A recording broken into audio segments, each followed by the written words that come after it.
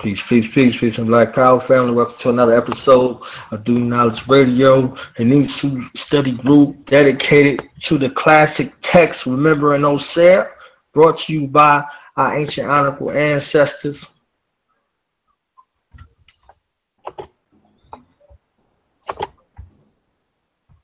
Let's rebirth, right? All right, so we're going to hand it over to our chief priest of Ningshu, my brother, your brother, Uncle Nu is in the building. All right. Uncle Jasineb, peace, life, prosperity, and health, family. It's an honor to be here once again. Gracing the platform, Do Knowledge Radio, as we delve into this offering, of mine to our, to our illustrious ancestors and to our people, remembering Osir. And before we go in, we want to first and foremost make sure that we start things off in the right order. Okay, so we want to start off by paying homage and salute and rank to our great ancestry. So I want to say Necharatin Gita Amut Neter Neter Keparuim Nu Nunet Keparuim Rang Rait Keparuim Shu Tufnut Keparuim Hiwataru Keparuim Pesiju Netaru Nebu. So it's the power Father Mother Neter who manifests as Nu Nunet Ishu Tufnut Eteru and all the forces of nature. Keparuim, Nut, Gab, Keparuim, Osir, Keparuim, Heru, War, Keparuim, Oset, Keparuim, Nethet, Keparuim, Ampu, Duan Wapuat, Keparuim, Heru, Sao, Set, Sao, Osir, Keparuim, Tahuti, Duan Madunter, Keparuim, Subek, Duan Yubu, Keparuim, Pesaju, Netaru, Nebu. So to the power of Father Mother Mutel manifests as Nut, Geb, Osir, Heru the Elder, Sutesh, Oset, Nephet, Anpu, Heru, son of Osir, Noset, Tahuti, Subek, and all the great forces of nature. Nita Amut Nita Kebaruem, Osir Kinti Amin to you, Jer to you, Im you hot, Im you ba, Tup you wo, Su, Yaku, Hesi you.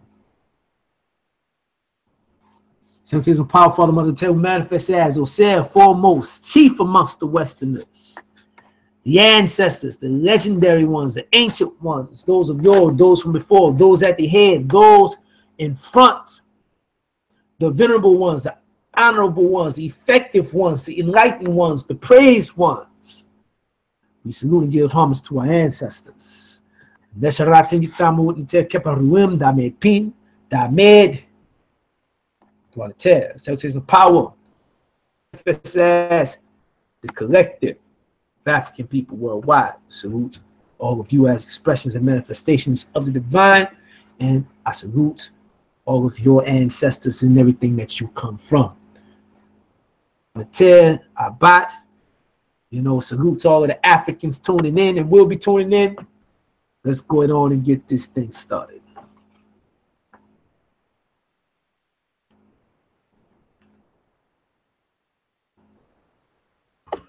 All right.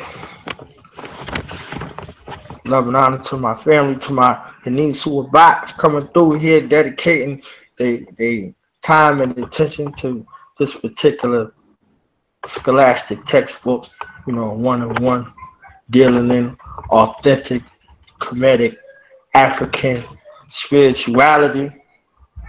So I definitely want to send a salute to Masuk and the twin pillars and my family that's on here, and also for the family that view these archives. I wanted to take a moment and ask everybody to share what they thought of the chapter, and we can go from there.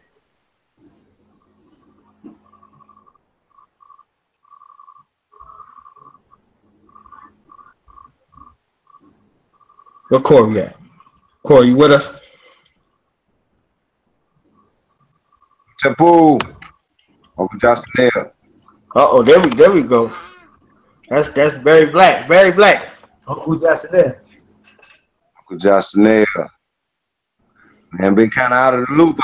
I started this new grind, and we doing a little ritual to Sabbath right now. So y'all, please do pardon me for my in and out. But I'm just kind of sticking my head in here. But one thing, if I could add on to what I grabbed from chapter 2, is it's basically the importance of cultivating one's will and the various forces around that are going to be necessary for either helping one be successful in sustaining the quality of life through exercising the will, or either cutting away from those negative things that would kind of drive away or be polluting to that will. And I think in this chapter, it does allow us to understand the cosmology of Heru. And, you know, like I said, that's actually what I took from it, because we do see the progressive stages of Heru. We do know that Heru is the same force that we call life, and we look at the progressive stages even in life, and the devotion, the diligence, the commitment is what I got from chapter 2. It's a very remarkable chapter as it relates to me, to cultivating will, the importance of meditation, going inwardly to control. Joe, I say, I don't know. Hey, real quick, man. Hanif, you're coming across real choppy. I don't know if that's the same for everybody over here. Is real choppy. What about now? Can y'all hear me now? Can y'all hear me? Hello? Hotel. See, I can hear you. I said, hear you well now. Yeah, don't leave that spot. Don't leave that spot right there. Okay. But yeah, basically, like I said, from what I can grasp on chapter 2, it definitely does, you know, kind of show the importance of cultivating one's inward self. And like I said, comparable to your will, or you know, that commitment, the discipline, and you know, even as that is what we understand in initiation. And we see the importance of family inside establishing or helping one understand initiation. I think we understand that you can't initiate your own self. Initiation is something that you have to do within a family, within a community. So we also see how those forces are working in cahoots to help the will attain its organic need to live and sustain its quality of life. So that's, you know, small pieces of what I got from it.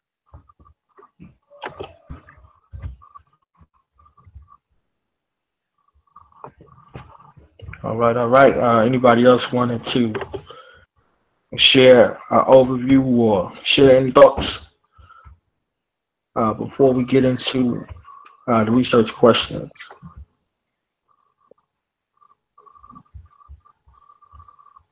Anybody? Anyone? Anybody? Anyone? See you, can you hear me?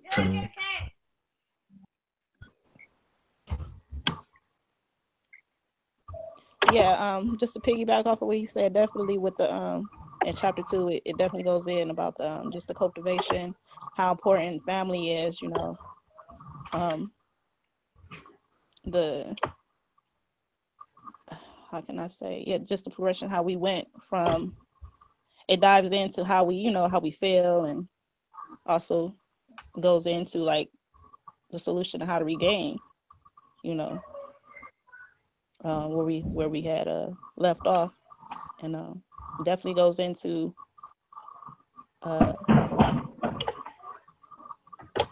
the different how can I say, I guess the way that, you know, the different how Natera works, how you know, everything works together, and the outcome of of how it's continuing on and reflecting to the here and now, you know, of the world.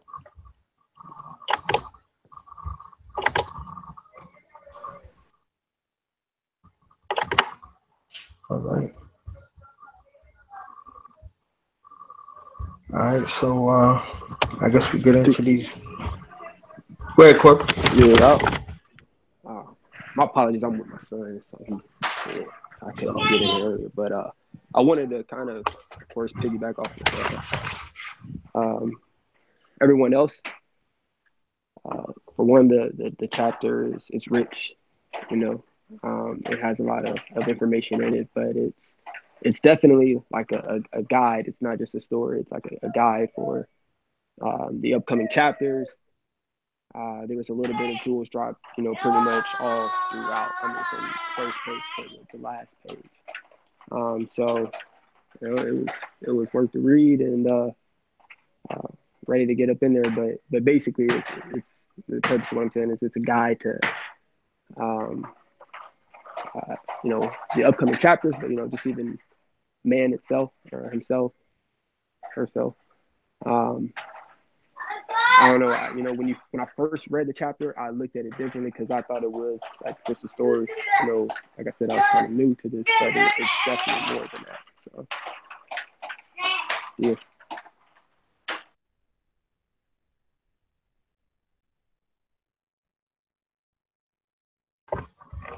Mr. You wanted to add anything before we got into it?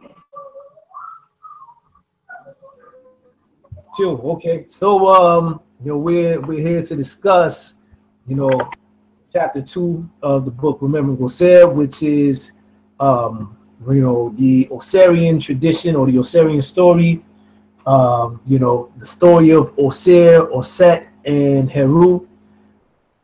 So this story is also found, you know, it's chapter 2 in Remembering Osir, but it's also found in its entirety in my book Avenging Osir.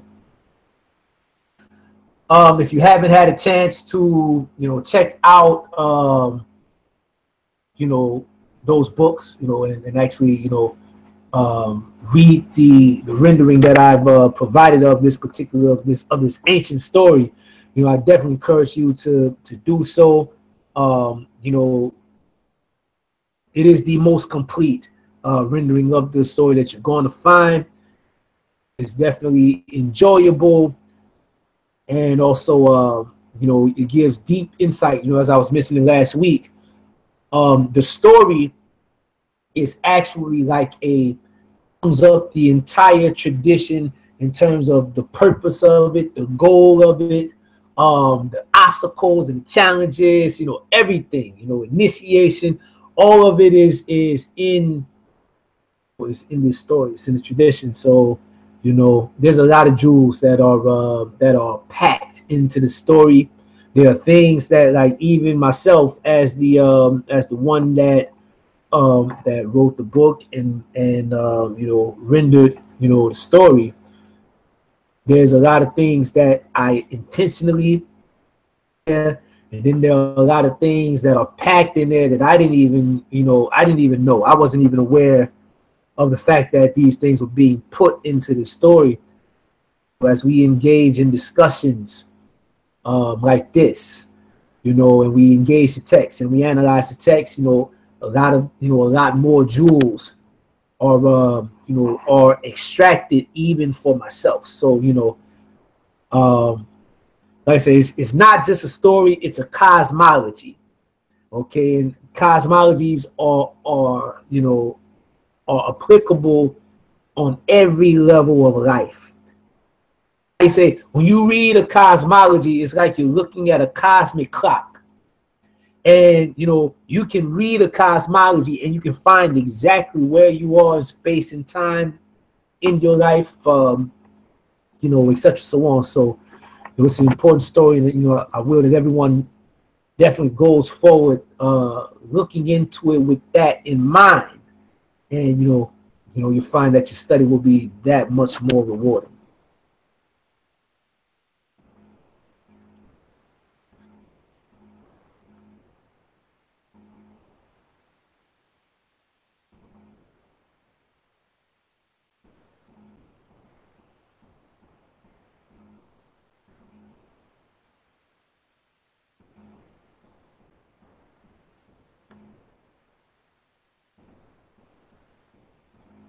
Vaughn, I say, don't know if your mic is on mute, Gigi.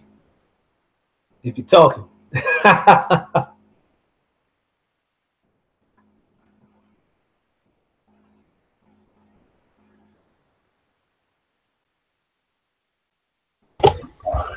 Yo. Yes, sir. Yeah. All right. So I'm unless hey Corey, did you want to start off with your first question, G, or are you good?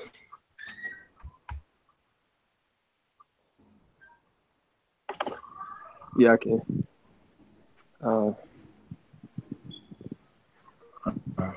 Let's see. All right. So, well, one of the questions that I had was, what are the effects of going against like Ma'at shown in chapter 2? Honestly, there's probably a whole lot that I probably still could have included, but I guess what kind of just drew me to that question is because it's like, especially when you hear about Satesh in the story, you know, you're like, okay, I can see that side of me sometimes, and so that's definitely something I need to work on. So that's just what kind of, you know, caught my attention and what got me interested into that particular question. So, you know, I found on page 39, it was said that people no longer live Ma'at, and going against Ma'at is going against life. They have not learned that the true source of joy is within, so they seek joy by way of external and artificial means, overindulging in intoxicants and sex. You know, obviously it shows you that that's one way of going against Ma'at, and then it also says this is a continuous cycle that has depleted the vitality of the people and also their intelligence. If I'm not mistaken, because I don't exactly have the book open on that part, I believe that's just like the way that Kemet is seen when Satesh took reign. Anyway, so that was, I believe, Anpu and Heru looking over, you know, before they went out to see Tehuti. I believe. And then also, okay, good. All right, page 24. There was just something that also caught my interest because Aset took. She was able to kind of win over Sebek just by basically, you know, getting him that one thing that you know, he wouldn't get working along with Satesh, and that's respect. So obviously, you know, going against Ma'at, you definitely won't have respect. You know, you probably won't seek respect. You probably won't gain respect in all facets of life. So that was something else that caught out. And like I said, there's probably plenty more, but I know a lot of it also dealt with the Ba, or specifically mentioned of the Ba. So that's what I found directly. But yeah, that's my first question anyway.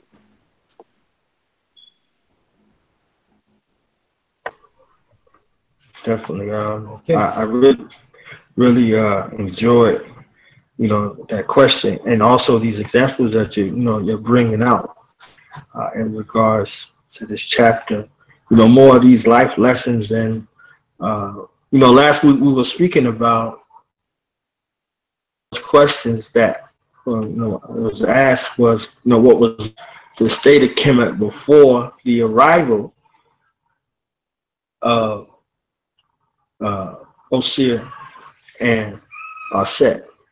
And, you know, the answer, you know, to that question immediately comes out, you know, at the beginning of the chapter. So, you know, right there in this Osirian tradition, you know, we can see that, you know, even in this dismembered state where we find ourselves right now, we can see that this is not the first time.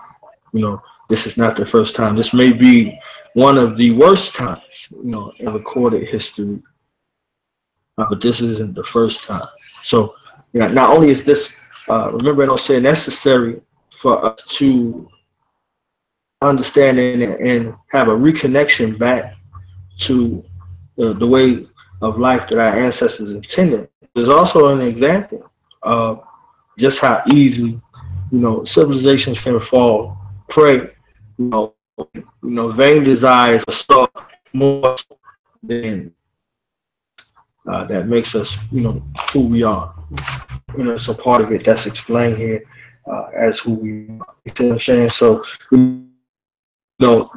for go back to response, just for all set to even have that recognition about what Sebek needed, and to be able to speak to that. You know what I mean? To offer you something that you can't get anyplace else. You see what I'm saying? So that goes in a lot of different ways. But particularly how we serve in the space of functionality to as African people, and that honor and reverence that comes from an African woman to an African man. You know what I mean? That can put you in a place where can be propelled to doing many great and wonderful things. So I think that was a very great observation. And also back on the previous page that you spoke about, I believe it was 39. Was it page 39? To you. Yeah. In that example that you brought, a little further down, it said this is a continuous cycle that has depleted the vitality of the people, and also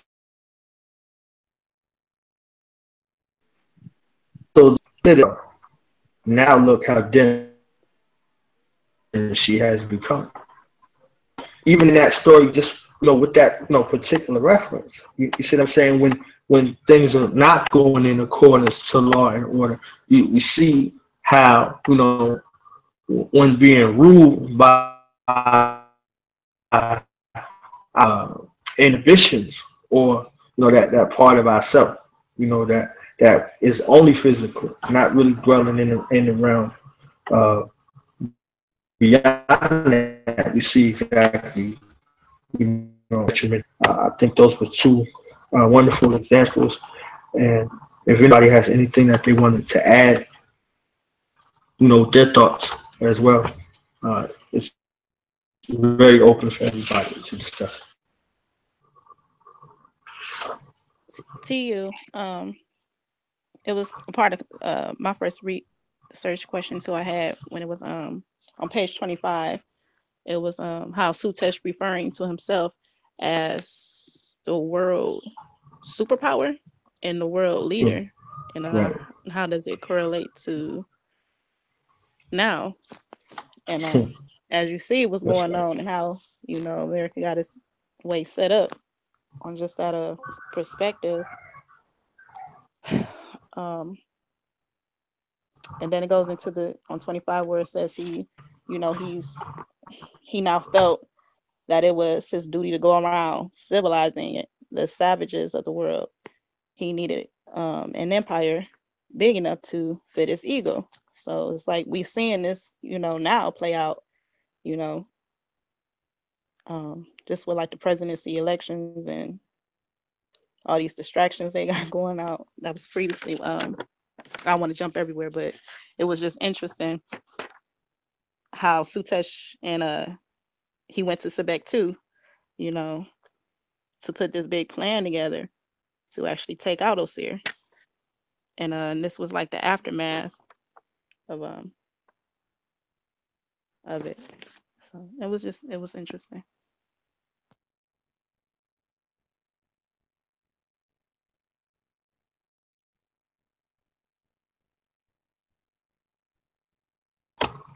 To you. Did anybody else want to add? That was the point, especially with our data. Not only chapters together, we're also linking experiences together, and that was a big one. So we could also see that that significance is nothing new in regards to the mentality of power. We know that's equal.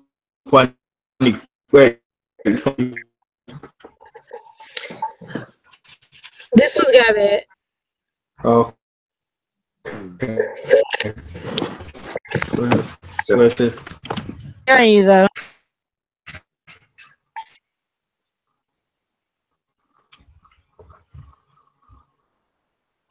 You have something you wanted to add? I'm still having a hard time hearing you. Oh, I was asking if you had something that you wanted to add. To you, I did. I was just wanting to add my perspective of chapter 2 as it relates to the cosmologies and understanding the different forces that are behind different circumstances.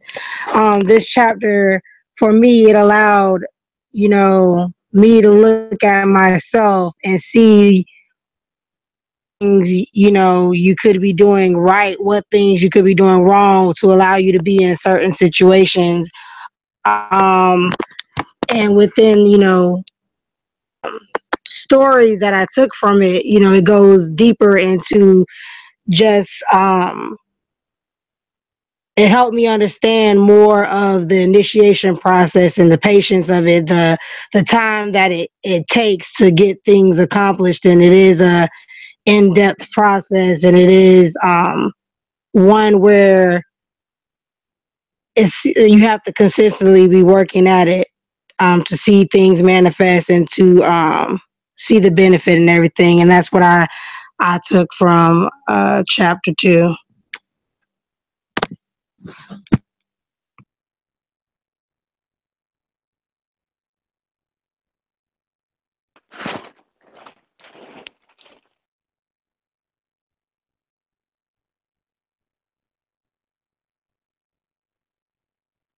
All right. So you want to sister, anybody else have anything that you wanted to add?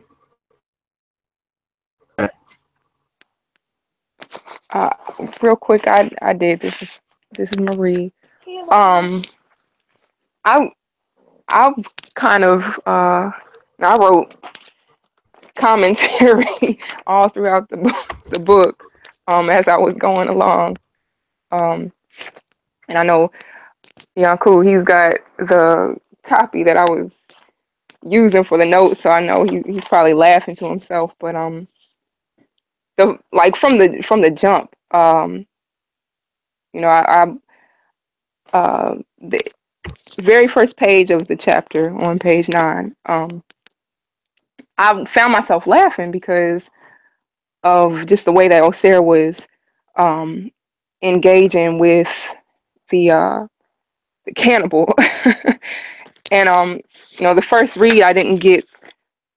I don't know. I guess the humor just didn't hit me like it did. Reading it this time around. Primarily because I guess just when you look at it, Osir is real like collected, and just the fact that he's talking to the cannibal, like walking up close enough to the cannibal to uh ask him a question about why he's eating this other man. Like it it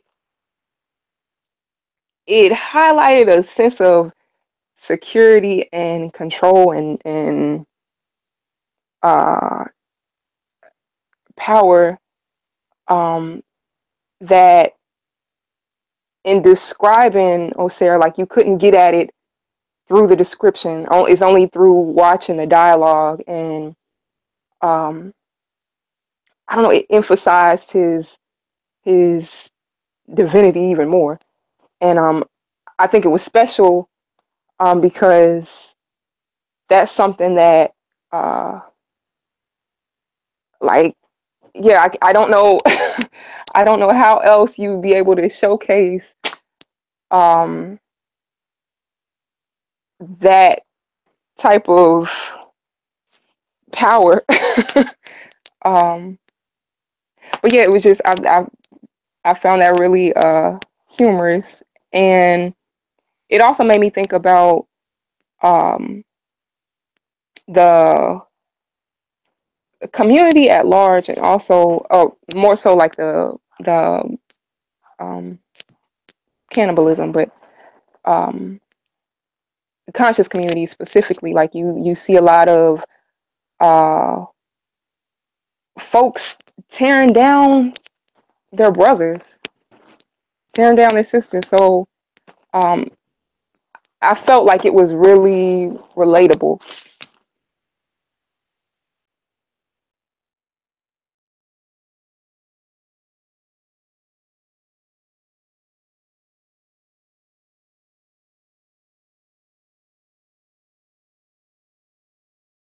Yeah, that's there.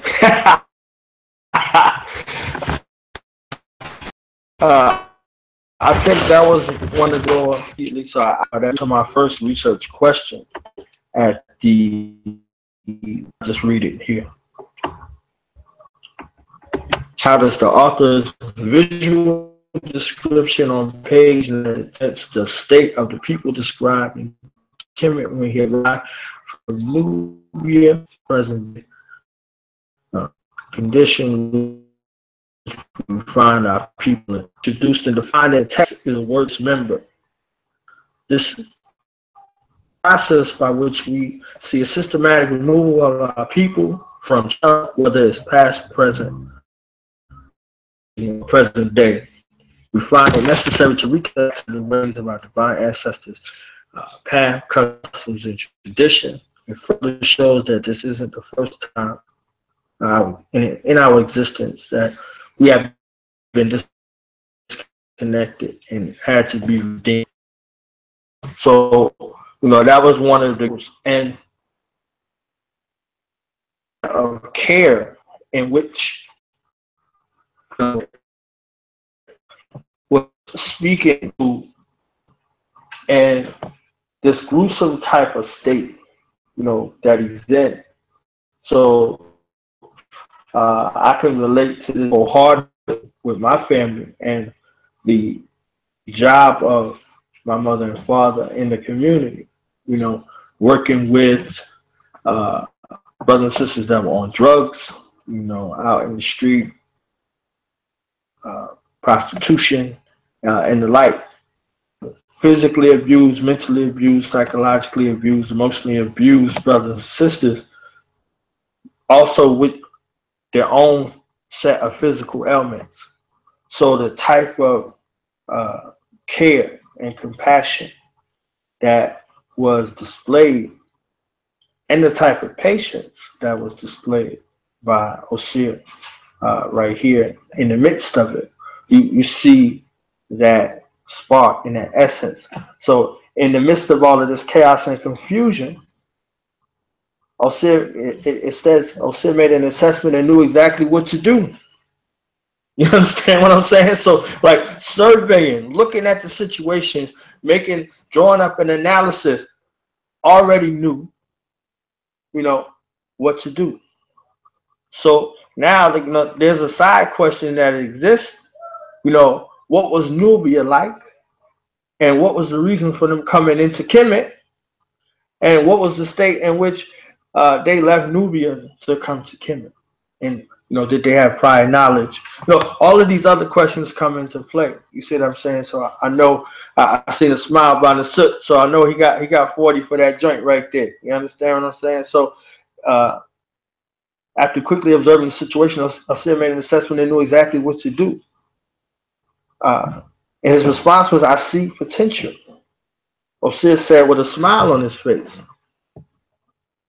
And that's how I knew we was dealing with African people, because our sister Osset eyes got their eyes like, I don't know what you looking at, but what I see, you understand what I'm saying? Like this I don't see no potential you talk about. I trust you, I love you, I'm here for you, but hey, you might be stretching this one a little something. You understand what I'm saying? So that's what I got,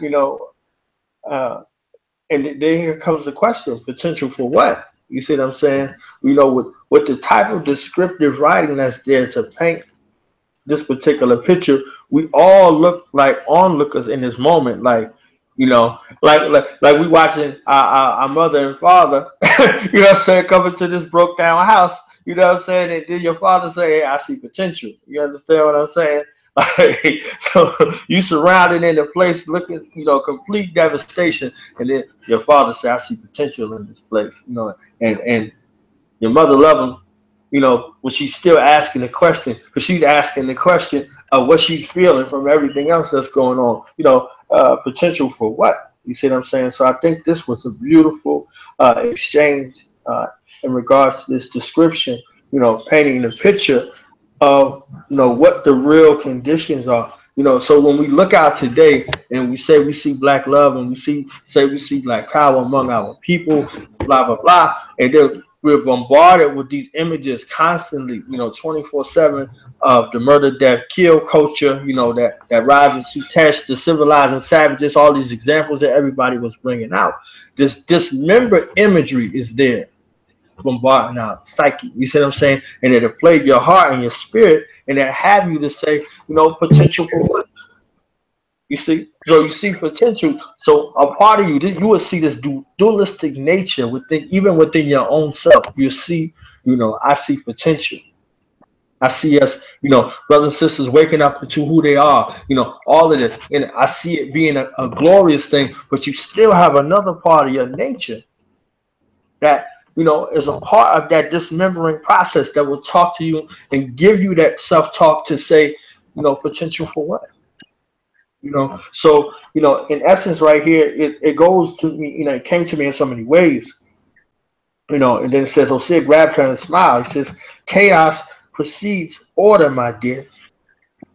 You understand? So in reverence to that necessity of chaos, but, you know, chaos, where's, you know, is chaos, after that comes order.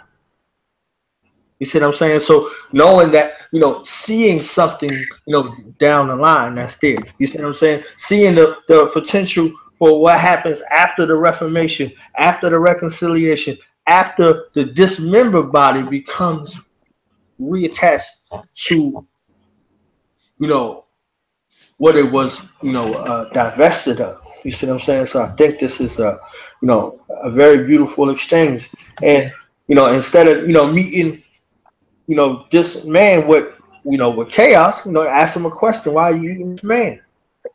It's just a beautiful, you know, type of exchange right there, you know, and the answer, you know, why does any man eat? I'm hungry, so I have to eat.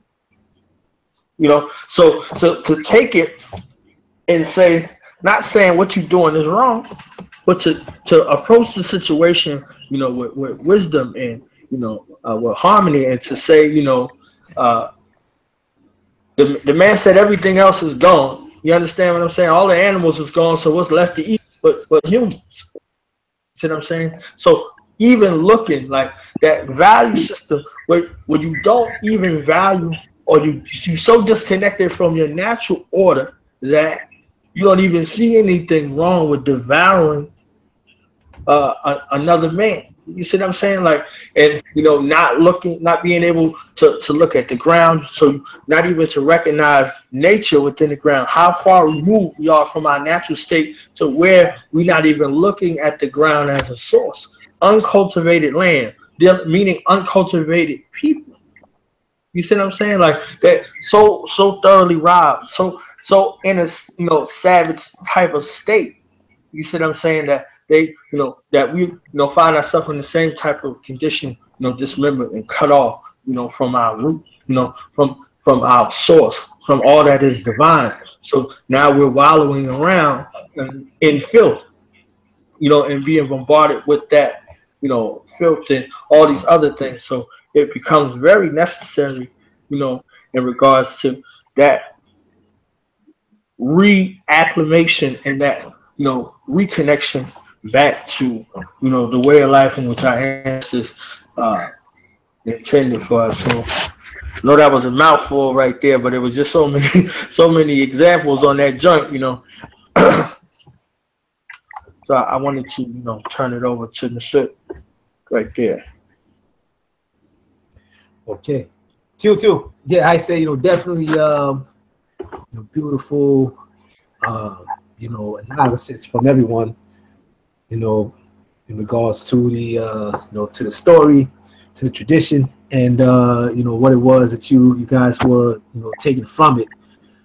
I think each one kind of goes into the other, in terms of the questions that were asked. Beginning with Corey's question, what does life look like when you go against Ma'at, or what are the consequences of transgressing Ma'at, transgressing divine law? When you really look at Ma'at and you delve into Ma'at, and you understand it as a nourishing, sustaining, evolving, it's an evolutionary force. When you look at it, okay, it's a force that brings convergence. It's a force that, connects everything, in an interconnected and interdependent way, to where the motion of the universe and the motion of the world is agreement. It's synergy. Okay, that's the actual motion of the universe, synergy. Right, like the billions of cells that make us up, that make up the one body, or the various organs that make up the one body, or the various limbs that make up the one body. Okay, the countless atoms, okay, and subatomic particles that make up the one body. How these things work together in a systematic way, okay, to make the whole, to maintain the whole. Okay, this is what Ma'at is, and what it functions, the purpose that it has, and the function that it's meant to carry out, and the results, its wholeness. The results are harmony, it's order, it's thriving. Okay, it's flourishing. Okay, that is abundance, except so on. That is the end result of living Ma'at. So when we look at the examples given in the tradition, beginning with the story of Osir and Aset coming into Nubia, and coming from Nubia into Kemet, and finding the people in a state of savagery, finding the land in a state of chaos or disorder. What you were seeing are the consequences of living Ma'at. That's what the state of when you transgress Ma'at, when we transgress Ma'at to the degree, and it reaches that extreme point. Okay, the chaos that's depicted, symbolically in the tradition, as a man eating himself and eating another man. Okay, cannibalism, right? This is symbolically alluding to the primordial chaos, which which deals with the the return to the origin point, to the source, right? You get to the point where and I say, there's this theory amongst quantum physicists and astrophysicists of the the end of the universe ending in a big crunch. Some of them hold the idea of a big crunch, in which the universe, which is expanding, will eventually reach an extreme point, and then everything will contract all the way back into that undifferentiated point. Okay, and it's kind of like the idea of the universe eating, right, devouring everything that it created, and that's the end of order and the return to the original chaos. So symbolically, this is what this is speaking to. Once Ma'at is thrown out the window, you know, we get into a state of chaos where, you know, instead of everything or the various components or individuals or members of the body, cells of the body, organs in the body, instead of working together in a systematic way for the overall betterment and benefit of the whole, for the greater good, as they say, okay, you know, each individual begins to go rogue and to turn in on the other and, you know, seek to consume the other as a energy source for its individual survival. So, you know, of course, right, that's not the I say that's not the way to go, which is what, you know, Osir explains in the you know, to the man by trying to prick his conscience, you know. But, you know, we also see it in the example, you know, we see it again when Heru and Anpu were traveling and they looked out at Kemet from afar and they looked so gloomy and dark and devitalized, and you know, you're hearing the results once again of order being thrown out the window and chaos, you know, or confusion in the state of authority, okay, or reigning. So you know, definitely a great analysis. You know, what we're seeing when we read these stories, once again, we're seeing a cosmic rhythm. Okay, everything reaches a peak and then it has a decline. Okay, you know, there's a peak and then there's a decline, and you know, it's, you know, followed by another incline and then a peak and then a decline, and then it reaches its extreme depth, and then there's another incline. That's the motion of life. All things move in an undulating manner. Okay, so, you know, it's a rhythmic, cyclical manner. You know, and our ancestors depicted that, you know, in most instances as the, you know, the motion of a great serpent. But you know, this is something that needs to be understood, and through looking at, you know, the way that our ancestors laid out the cosmologies, they explain each one of these times, what they would look like, okay, these periods, and the proper way to adjust ourselves, to adjust our thinking and our behaviors, the way to plan and strategize, the way to survive and the way to thrive during these periods of time is all laid out in the cosmology. So, you know, I'm enjoying the you know, the dialogue so far, and the you know, the questions that are being brought out. So, you know, let's keep it going. It's a pool. To you, that's a pool. Okay, I just slid up in here. I'm still working on smoking that those 2 snappers for Sebek, but I was kind of, guys were speaking about, and I had some questions, or well, I'm gonna say 2 in 1, and it had everything to do with the cannibalism. Basically, my question would be, is did meat eating or a dead flesh diet basically one of the components that allowed us to be led to a place where, rather than us looking at the green vegetation or, you know, the things that are in nature, that we actually see growing and sustaining life, rather than eating those things, that we will actually look for flesh that doesn't a lot of times have optimal nutrition in it, dead flesh.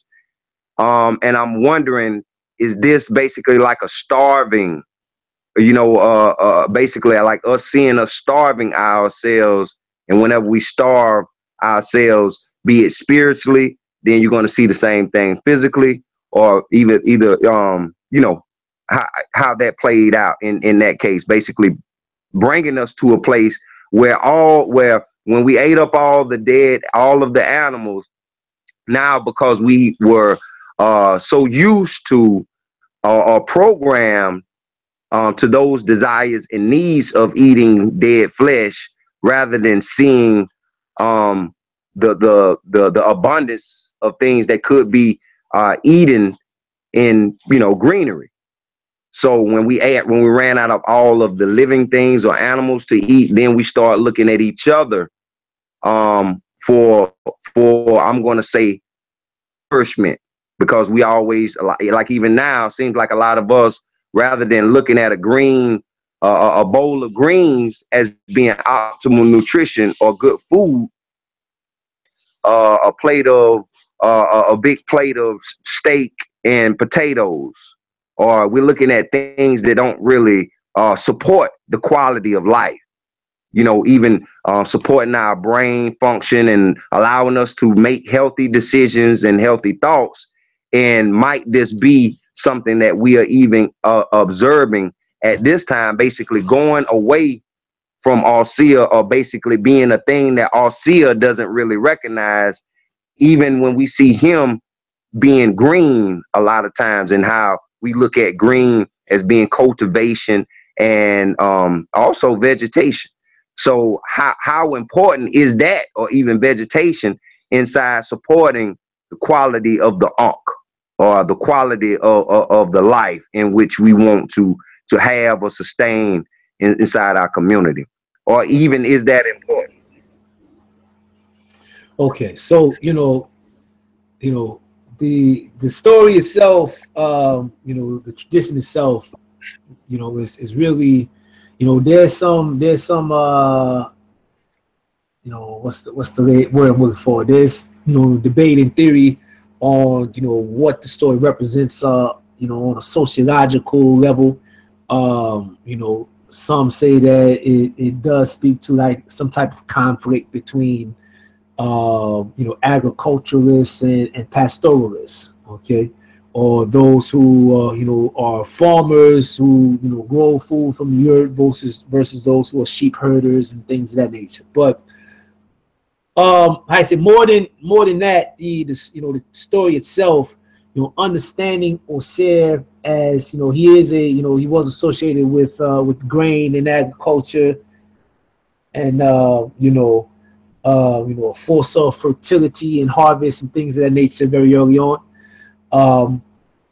But you know, it really speaks to, you know, when you look at the tradition itself, right, and what's going on. You know, Osir's coming into this place, and the people have fallen into a state of ignorance, to the point where they don't have the knowledge of how to cultivate themselves. So the land is uncultivated, and I say it's the land itself is it's a reflection of the of the state of the individuals that live there. So these people were uncultivated themselves, and you know, they lack the knowledge of how to cultivate themselves as well as the land. You know, in that regard, every other aspect of culture, okay, or cultivation, you know, whether it be you know, spiritual or you know, lifestyle in terms of hygiene and diet and or nutrition, you know, things of that nature, all of those things are lacking because they're in a state of darkness. They're in a state where they are uncivilized. They're not cultivated. Okay, so Osir brings to them to cultivate themselves, work together and cultivate the land, how to, you know, venerate their ancestors and to serve the Neteru and things of that nature. And then from there, you see the cultivation grow into a state of abundance where the entire civilization and the people that live there, you know, they begin to flourish. You know, now as far as the conversation goes on you know, the importance of vegetation and all of that, you know, those are things that can be derived from, you know, from just you know, your practice of the culture, and you know, you're paying attention to you know, certain things, right? You know, you arrive at what is the optimal diet, okay, you know, based upon your engaging of your environment, and that, you know, those are things that you figure out as you go along. But in terms of the you know, the story itself, is not necessarily, you know, saying that, okay, these people were in this state because they ate flesh. Right? That's not what, you know, that's not what it's getting at, saying, okay, because they ate flesh, this is where, you know, this is, you know, why they, you know, why they evolved into the state. No, it's the ignorance. You know, it's ignorance or the lack of self-knowledge, the lack of knowledge of civilization, etc. So on. These are the things, you know, these are the reasons why they evolved into this state.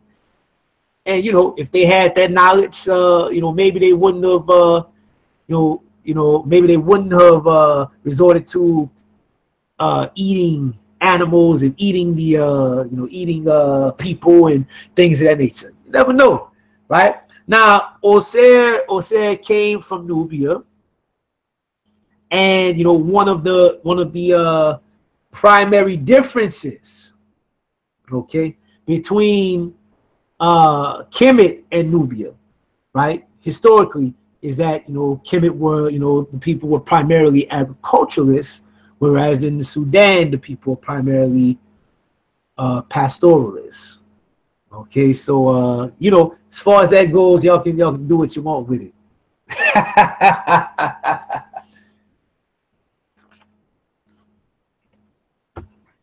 To you. And Yes, I asked that question because you know, I guess even the from what I've learned, there's a certain level of consciousness that must be exercised when you're talking about diet and what you're actually going to take into your body. And sometimes it seems to be, it can be coupled with like the same things that you take in through your mind. You know, sometimes you may find the people that, you know, sit back and they eat crap, they take anything, they ingest crap, you know, they sit back and they watch crap. You know, they sit back and they watch TV, you know, that's crappy. And, you know, even as it relates to, and I know a lot of times we look at Arcee as being consciousness, even looking at Arcee as being the seed. Even when we're talking about the ancestors' return, or even looking at the quote-unquote pineal, the pituitary gland, hypothalamus gland, as it relates to, from what I've understood, as the producing of melanin. And even what they say, with those of us that are melanated or dark, it is very important for us to eat dark leafy greens. And a lot of times we have gone away from that, eating white starch. Seems like we've incorporated that as our diet. And a lot of times I do, you know, I feel you know, types of questions as we're, you know, going forward and, you know, getting down to the nitty gritty. So that's all. Do I tell? Okay. I wanna say this real quick, right? When speaking on diets, right, you know, especially when we start talking about African traditions, you know, and this includes the Nile Valley, you know, Nile Valley culture, Kemetic tradition, etc., so on. There's very few universal dietary taboos. Okay, you got pork, right, which is one. Catfish, which is another, right? You know, but after that, the taboos, you know, begin to vary. Oh, let me say, okay, rat, that's another one. You know, the folk in Kemet, they didn't eat rat. You know, and then, you know, other things, you know, around there, you know, they didn't partake in those things. Now, start, you know, when we get from there, things become a little bit more relative. So, you know, depending on, you know, certain things, you know, these things may be, you know, determined by the clan that you are, you know, a part of in terms of your family, you know, your spiritual makeup as far as which, you know, which Neter you are a child of, or if you're a priest or a priestess, you know, which Neter you are a priest or a priestess of, okay. You know, these things go on to, you know, there are certain prohibitions or taboos, okay, that are, you know, you know, that where, you know, you're not allowed to eat these things, you know, you're not allowed to, you know, cause harm to these particular types of things, you know, and it's not just in terms of animals, it's also in terms of certain plants, certain vegetables, certain fruits and things of that nature that you are not allowed to eat. So, you know, we got to be careful with the blanket statements and things of that nature, because you also got some folk that, let's say, you know, depending on, you know, the composition of their blood, you know, dark leafy greens might be something that can cause them great harm, or it might be a great benefit to them. You know what I mean? So, you know, something to think about. You know what I mean? There's really no one size fits all when it comes to these things.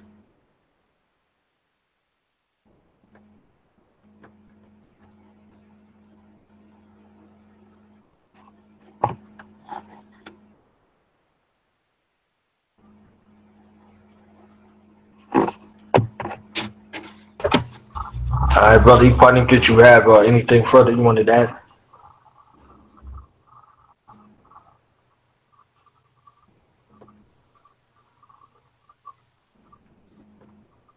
Yeah, that's it. That's it, sir. Okay. Brother Corey, did you want to go with your other question? Or did anybody else have a question, a research question that they wanted to share, or a comment that they wanted to share?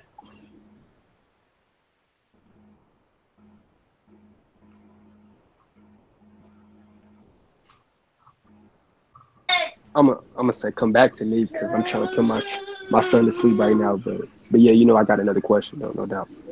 All right. Let me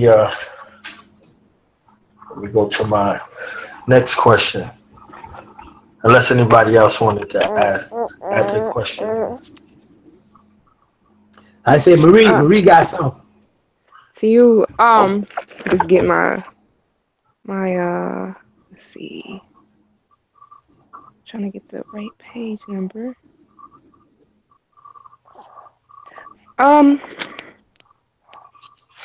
Okay, let's see.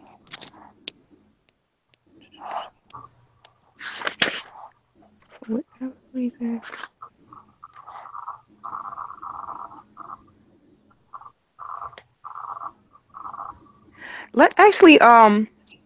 I'm gonna come back because I do have a question.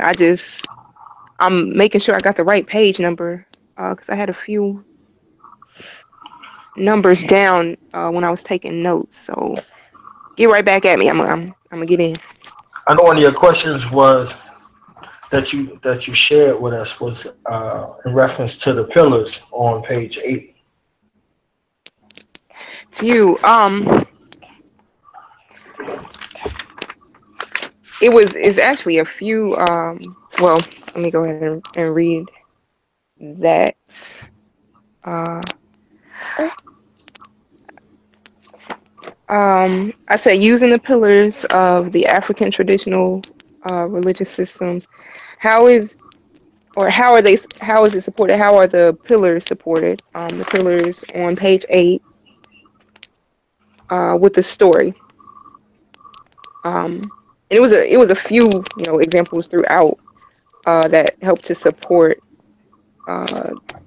these tenets. One of them that I spoke of was, for instance, communion and communication with the spiritual realm through ritual and divination. This includes deities, Neteru and ancestors, Jertu, Yaku, etc. On page 64,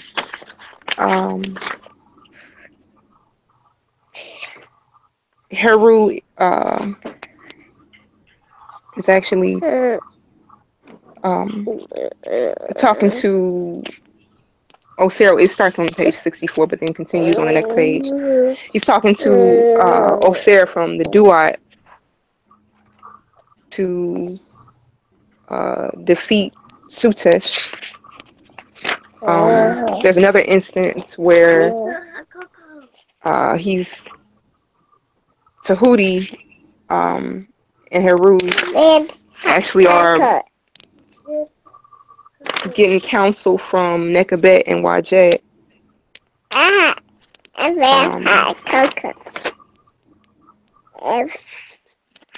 Yeah, just all throughout the stories, a few examples that support each one of these tenets.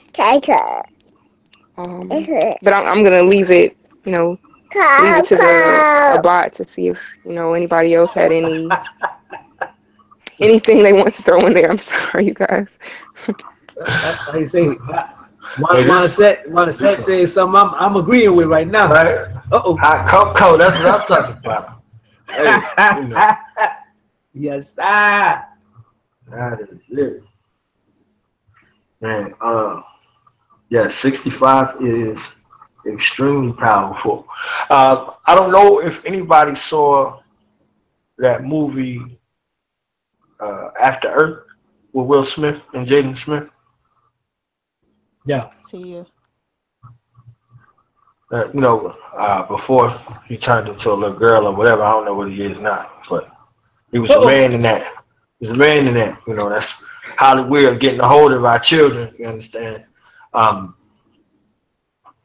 The gist of that movie, like I don't know how long I talked to Uncle about this chapter right here, because this chapter for me, I didn't get a chance to share any of that at the beginning of the broadcast. This chapter for me it answers all the questions of why Kemet. So anybody in regards to our tradition, if anybody is in any doubt or they have any kind of problems or whatever, they have those problems because they don't have this book. So if they're in doubt, if they're in a state of disillusion, they're in a state of disillusion because they don't have this text right here. And you can see from just this chapter, right here, in particular, chapter 2, as we go through the rest of the chapters and the readings and together, we get a chance to rediscover and re-uncover. But here, this story right here, this is, the literary term, the hero's journey. This is the journey. This is the journey of the Redeemer. This is the journey that we're on right now. This is the journey for us back to the way that we should go, but also bringing our people with us. That avenging. You understand what I'm saying? Like, this is really that. This is where you see all of these things right here to read this conversation between father and son. Not just because I want you to do this, but this is, your Shai. How close to your heart can that be? You understand what I'm saying? Like, this is your Shai, but also recognizing that because this is your Shai, don't mean that it's gonna be easy. Like, how that resonates with you. Like, this, and your Shai ain't easy. You find out what you're here to do. Like, yeah, I got that information. So in some cases you be like, I'm better off not knowing. Nah, you better off knowing.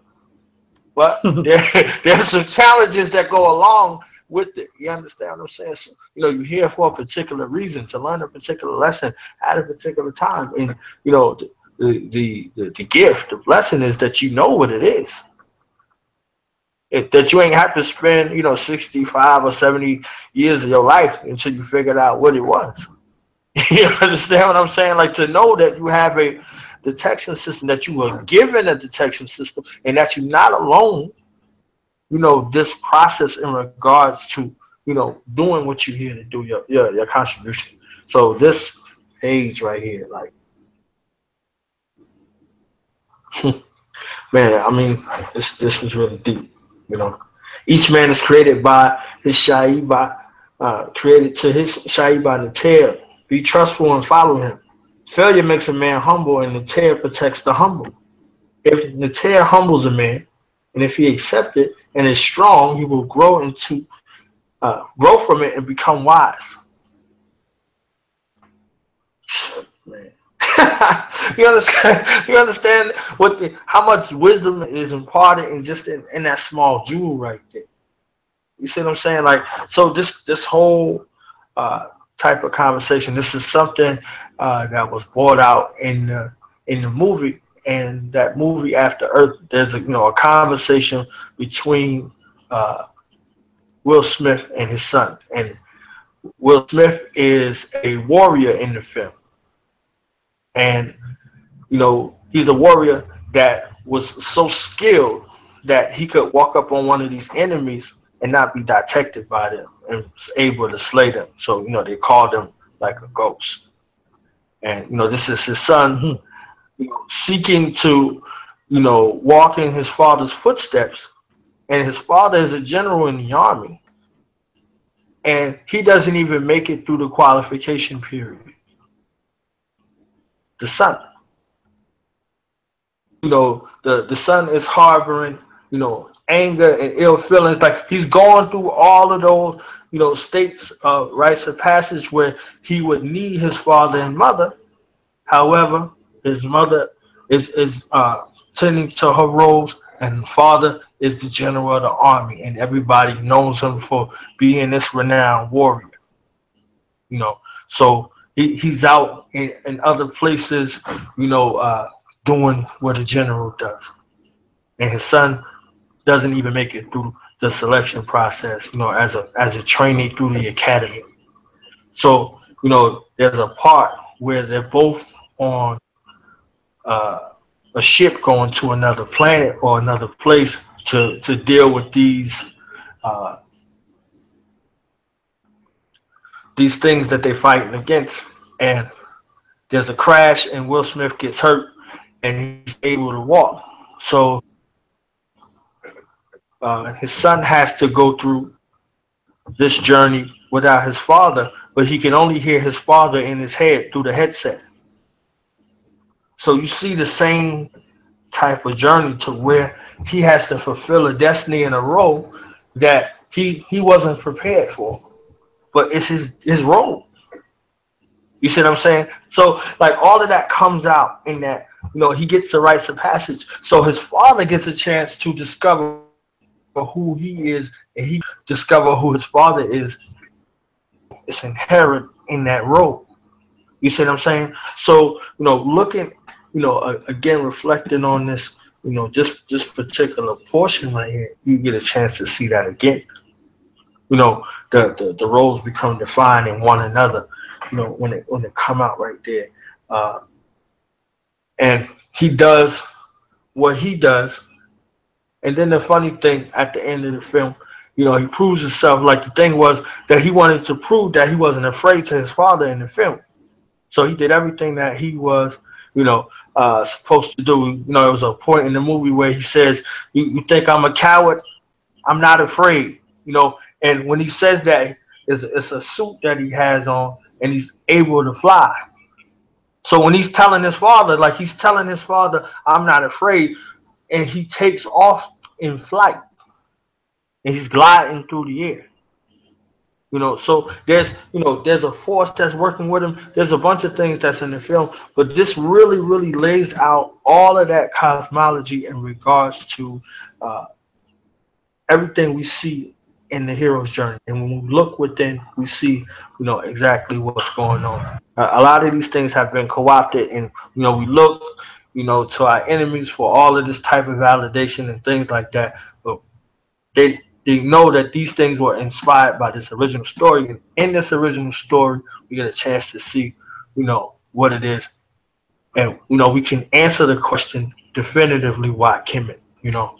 Why Kemet? It is a complete cosmology that addresses all of the things that we are missing, pieces that are scattered around the planet that we're able to find on our journey everywhere, that was left as clues, like we on a scavenger hunt in the rediscovery itself.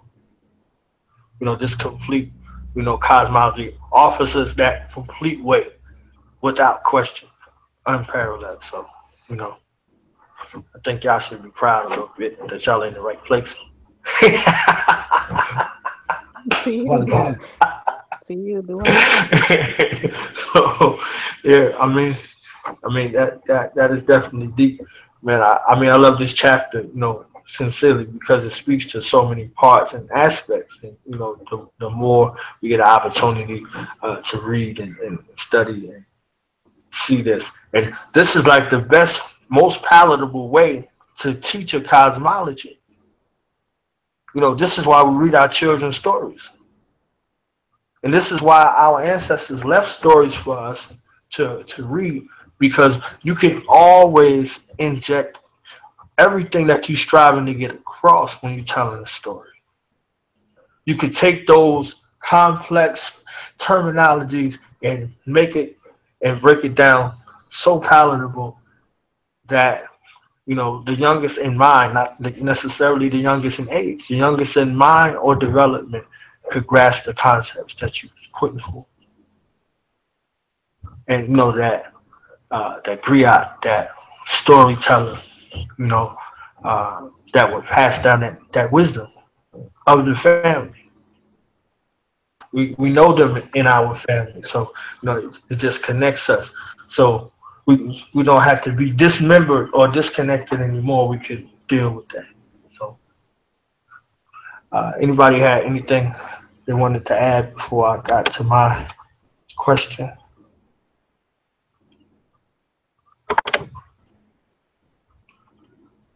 Yeah, I say if nobody's going to chime in, I just want to comment on this particular section right here, pages 64 and 65, when Heru is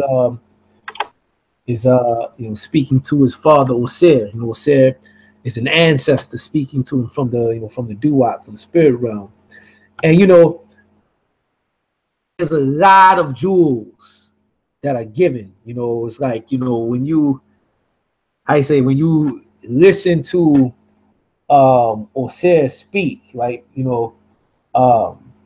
the profound wisdom that is rolling off his tongue. It's like it's like you're listening. It's like you are literally reading a holy book. You are reading a sacred text. You are reading the Madu Neter, okay, like the word of Neter. But one thing I want to say, the way that I wrote this, understanding that Osir is the Osir in our tradition represents the ancestors, and each ancestor, okay, when an African man or African woman makes their transition into the spirit world, they are elevated as an Osir. They're elevated and united with and assimilated into the personage of Osir. So, what I did in this dialogue was I took the words of the various Osirs who were considered, in our tradition, Reki Iket, okay? Reki Iket, meaning the knower of things. Okay, the knower of things, or the wise ones, right? The sages, if you will, of Kemet. Okay, whereas in the back of the book, in the miscellaneous hymns and rituals, there's a chapter or a section that's called the hymn to the Reki Iket Kimnu, or the 8 knower of things. Okay, the 8 wise men, right? These these were 8 sages, some of them priests, some of them kings. Okay, some of them were considered to be, what's the word I'm looking for? Commoners, right? But these were wise men, okay, sages that they had grown to a state in their, in a stature within their lives where they were given a staff which granted them the authority to speak and to have a book, a book of wisdom, ritual instruction to be passed down through the generations to instruct the youth that will come up in Kemet. So when we talk about, for instance, the oldest book in the world, Ptahhotep, okay, the instructions of Ptahhotep, the instructions of Amen Imhotep, the instructions of Ani, Kagimeni, Keti III, okay, you know, etc. So on. Like, you know, these texts, right, are what our ancestors passed down to instruct their children in the ideal behavior, okay, and you know, the ideal way of thinking and behaving and speaking, okay, for an African man and African woman in our culture. So what I did was I took the words of Ptahhotep. I took the words of Ani, of Amenemopet, of Kagimini, of Keti. I took their words, and you know, as they are our Osiris, I took their words and put it in the mouth of the Osir, okay, in the story, so that Osir, as he instructs and teaches Heru, okay, these are the words of our ancestors, right? These are the words of our ancestors, you know, the knowers of things, the sages of Kemet, that I use for this particular passage. So, you know, I don't know if I ever explained that to anyone before. So, you know, want you to understand that I'm good, but how you say, I'm not necessarily that good. That's the ancestors right there. You know, those are the words of the ancestors.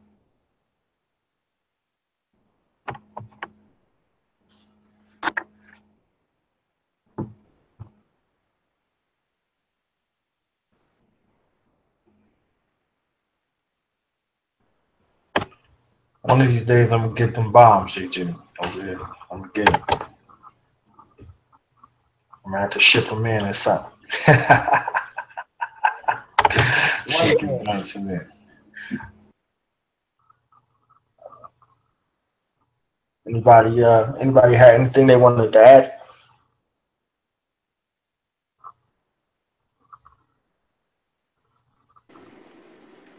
I do have a question. There we go. It's I guess it's in regards to Masut and what you just mentioned it towards the end. But basically, I was wondering, like, some of the dialogue, like some of the conversations that are actually being held in the text here in chapter 2, like the story, the tradition. Are there, like, do they really have some casual conversations like this in some cases? Or, you know, how did you get the idea to, like, was it you that put it in these words? For example, conversation when Heru asked his mom about his father at the time, and Nebhet was there. Or even the conversation I mentioned earlier with Sebek and Aset. You know, did the conversations actually kind of go that way in the text? Or when we read the text, is it you know, worded differently? In other words. Okay, I say good question, right? So, you know, to kind of give a understanding of how, you know, how I put the story together. You know, you gotta, you know, kind of understand how the you know, how the Osirian tradition is actually found. Like, there's a few renderings of the story. Many of them from some of the cool historians and writers of the Greek, you know, Greece and whatnot, you know. But then there's also actual stories from, you know, the pyramid text, from the coffin text, from salt papyrus, and you know all the various papyri, you know, that give pieces. But you know, there's no one place where you get the entire thing, right? So what I did was, you know, I you know, through traveling through all of these texts, you know, things together, okay, and then, you know, it's not all of the different stories and whatnot. Like, for instance, you know, the contendings of Heru and Sutesh. That's another you know, version of the battle between Heru and Sutesh that you know, that's in the tradition, but I didn't include it in this particular rendering. You know, but there are some dialogues that are in the story, you know, especially like, for instance, the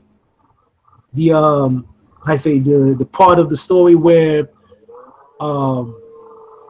Anpu, for instance, or pardon me, Heru is, you know, is stung by the scorpion, right? After their encounter with the, you know, with the with the rich woman and her not letting them in the space and all of that, like all of those things, like those dialogues and the things that were said, and you know, these are like, you know, directly from the text.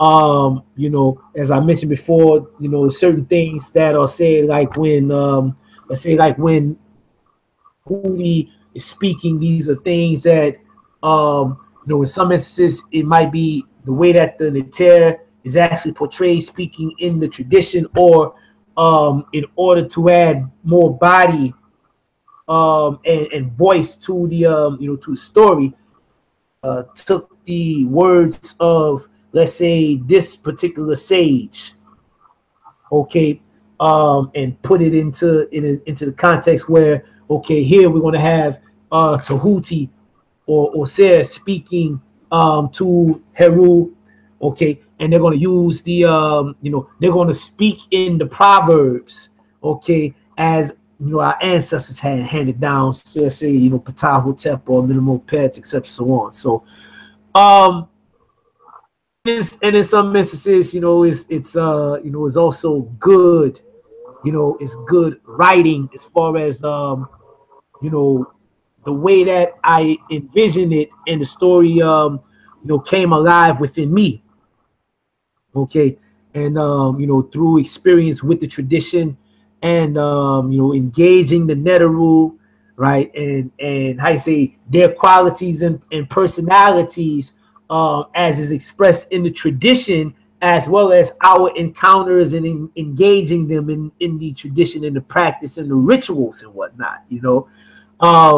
You know, this is how the you know, the way that they're expressed and the things that there's, you know, that they're saying. And you know, some of like, for instance, I'm not going to say what part of the story, right, but there's a part of the story that is actually based on my own initiation experience, okay, you know, my own encounter with these forces, you know, and some of the things that I actually had to overcome, okay, in the course of that particular experience, right? There's a part that's actually encountered in that. So the story is, like I say, it's levels to it. You know, it includes cosmologies, and then, you know, there's more body added with actual experiences, actual proverbs from the ancestors, the whole thing. So, you know, it is literally a dynamic text. Wow. Too.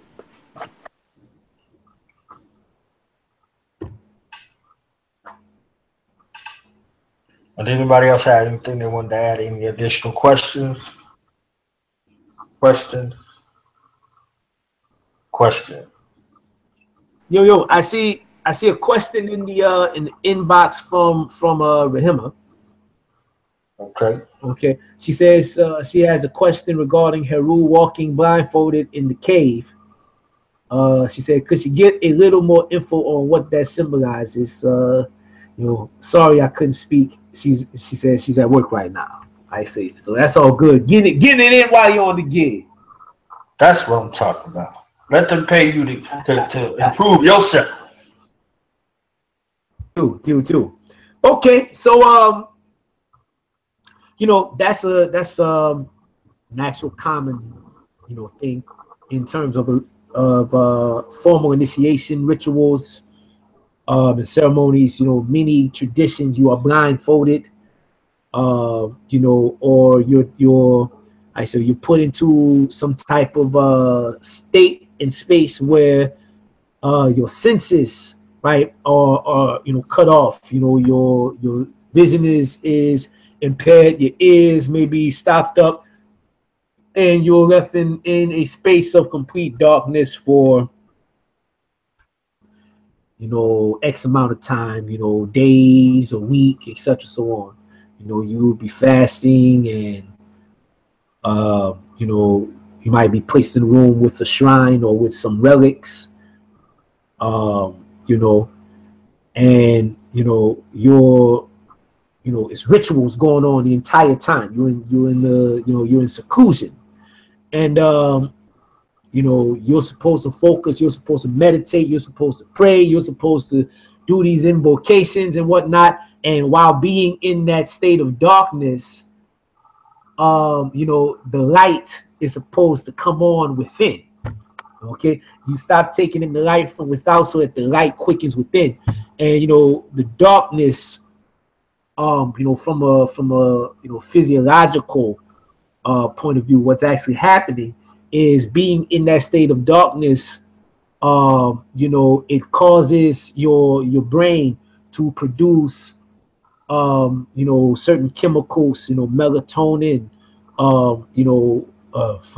HTP and DMT, and all of that. Your brain begins to produce it, which it would normally do, let's say, while you're sleeping, while you're dreaming, but it does so while you're awake. And what this does, it opens you up so that you're able to engage the spirit realm. The ancestors, the Neteru, are able to to communicate to you, and you're able to have those experiences, those deep spiritual experiences, visions, and things of that nature while you're actually awake. So that's the significance behind why he's blindfolded, and also symbolically it represents you. As you enter into space, you are entering into it blind. You are not aware. You are not at a point where you're able to see the truth or see reality or actually know what is. So symbolically, it's like you're coming in blind, but once you leave with your eyes open. You leave being able to see. You leave knowing the truth.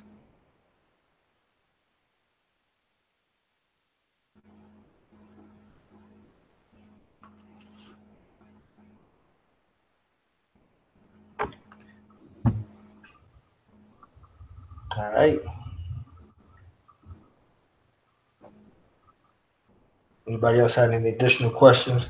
Nehemiah, did you get an opportunity to have a research question, or was that the research question?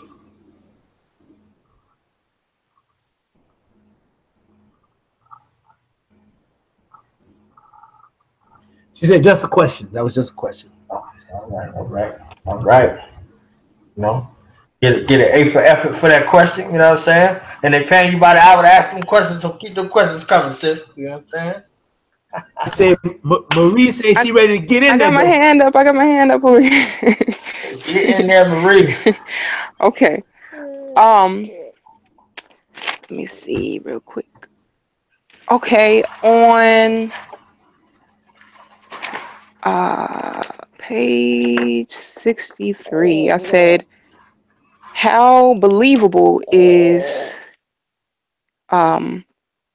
Heru's response to his defeat, and what does it say about the relatability of the Neteru compared to the God of the Big Three? And the Big Three, I mean in Judaism, Islam, and Christianity. One thing. That's a big question, I know, and I'm throwing it out there. Can you repeat that? You say how believable is what now? Heru's response to his defeat at the hands of Sutesh on page 63 at the very bottom. What does it say about the relatability of the Neteru compared to the God of the Big Three? Yeah, that's a deep one. Okay. I know one thing that kind of stood out for me And it's interesting because you can see it when you study world quote unquote myths and cosmologies. You see these archetypes, these forces as personalities, not unlike you know, folks that you engage on a daily. And it's like I can appreciate it because of the Kemetic worldview as far as understanding that creator and creation are the same. Is a lot of times the circumstances that strengthen, that create these forces.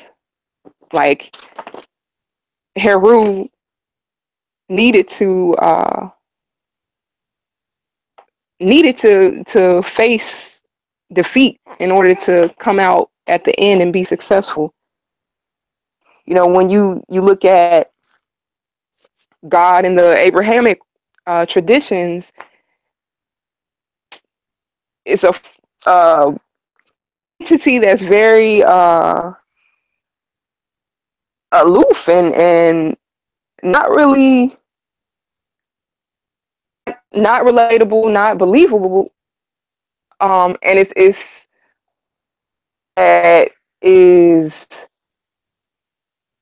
I'll say, childlike, because in certain instances you know, emotions displayed, but it's like their and it's out of, I don't know, it just seems out of sometimes it seems out of context and out of character, the way that out of the character that is displayed consistently throughout, you know. So no, I think back to one of my like world religion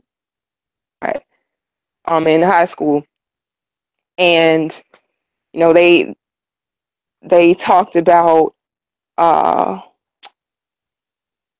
Greek mythology, and you know, the Greek system came right out of Kemet, but they would discuss the way that the deities displayed human-like traits, human-like emotions, and they would talk about it like it, kind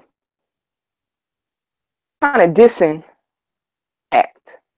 And I always thought it was interesting because it's like, how can you? I don't know. I guess there's no better way to teach or to entertain a group of people if is no better way to teach than to speak to those situations that people go through, those traits that the people have. So I don't know. It gave me a better appreciation for Heru, looking at this part in particular, but I thought I'd throw it out there. How, you know, Google is his response to Heru's response to Sutesh's defeating him, and what does this say about the relatability of the Neteru compared to those of the big three?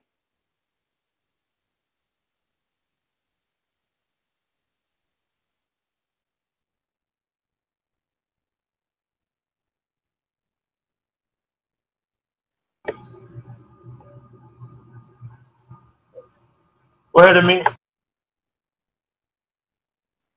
Oh, if I understood correctly, I know from what I got out of it, and then relating to, like you said, the other traditions, he lost his eye, you know, therefore he wasn't able, you know, it ties into, I don't know, it was just a very deep, you know, like losing his sight, you know, while he, all those, like you said, feelings and emotions, he's made it this far, and it's like, wow, you know, this, yeah, like this is it, you know. You know, that feeling of failure after coming so far, and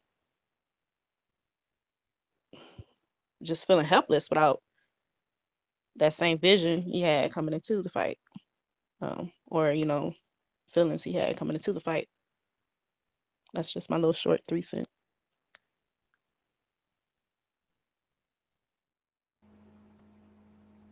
Do I?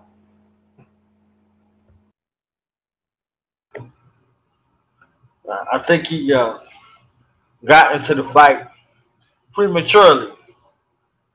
So there's a part that speaks to the arrogance of Sutesh, but it's not. It's also like a mirror that shows her. You see what I'm saying? Like, so you go Yes, sir. before your time. You see what happens in the consequences that's associated with it. You're gonna lose something. You know, you're gonna be without something when you deal with things not from a holistic type of standpoint. Had he had waited, you know, the Wazi is very, you know, tricky with his presentations. Like they show, and this relates to the major three, because the greatest religion that they have is the cinema. They use the cinema to impart that, because this is where they're going to iron stamp this into your psychology and leave it on a time release. In the film Star Wars, they show the same type of significance with, you know, a father and son type of situation. However, they don't make it known to be father and son until the end. So this is opposite from the cosmology we're reading on. You know, we see one taking revenge for the death of his father, but not in the way that we would know. So, you know, Uncle Renew, man, you know, we was on the phone going back and forth about all of this today. You see what I'm saying? So this type of significance is how the three major world religions aid in the deceptive point to where they show us in the cosmology, but in the cosmology as the enemy and not the redeemer. You see what I'm saying? So this response in regards to that is being shown again, where they would show this arrogance going off into battle and not, you know, properly preparing, you know, for an enemy, for a battle. And this is what you might see, you know, in regards to put it more close to home for us. I did a ritual once, and I think, hey, I'm good to go. You understand what I'm saying? Like, hey, you know, I fed my shrine once. You know what I'm saying? So I shouldn't have no issues. You see what I'm saying? Like, not putting your whole self into, you know, the things that you're doing, but expecting a full result. You see what I'm saying? So now looking at that in that same type of manner, you might be preserved in the situation, but it might cost you something as well, to cause your attention to go to that time and that reflection. So, you know, just like Marie brought out, had he not had that time of reflection, he could understand. So now, like, having been in, you know, battle myself, you understand what I'm saying, with a very determined enemy. You know, we was in a situation where it was like a 20-minute firefight. That 20-minute firefight resulted in a 4-day battle. So 4 days. You understand what I'm saying? Like, so you up for 4 days, people trying to kill you for 4 days and all that kind of situation. You see what I'm saying? So the arrogance and the foolishness on the part of the military force, not bringing all the proper equipment, saying that we don't need it. You know, you didn't have to come back and say, hey, You know, we almost lost everybody because we didn't have our equipment, so we need our equipment in order to do X, Y, Z, blah, blah, blah, blah, blah. So there's a lot of relatable experiences that come into play that I can think of and draw from that experience. And also, it was key that you brought out the big three in regards to that God complex that's represented there. They really show, you know, the God force as a, you know, infant. You know, as an infant, you know, throwing temper tantrums when they don't get their way type of situation. And that is definitely not, you know, what's brought out here in our cosmology. So there's a very distinct differentiation in regards to how our enemy views the divine, something that they don't have access to, and as opposed to how it should be illustrated. You know, so bam, another jewel in regards to, you know, bringing it out.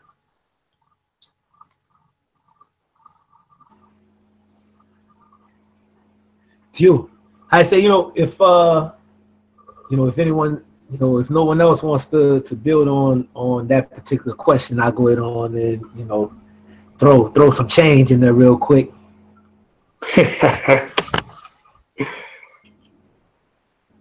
Got Okay, it. so Go ahead, got it. okay, got it.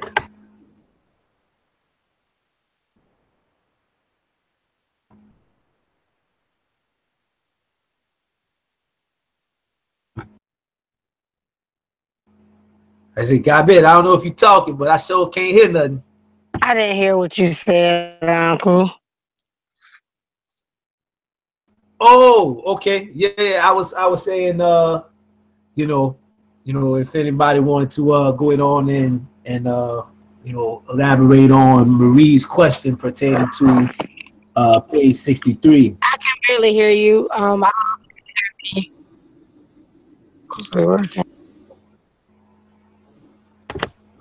Uh-oh.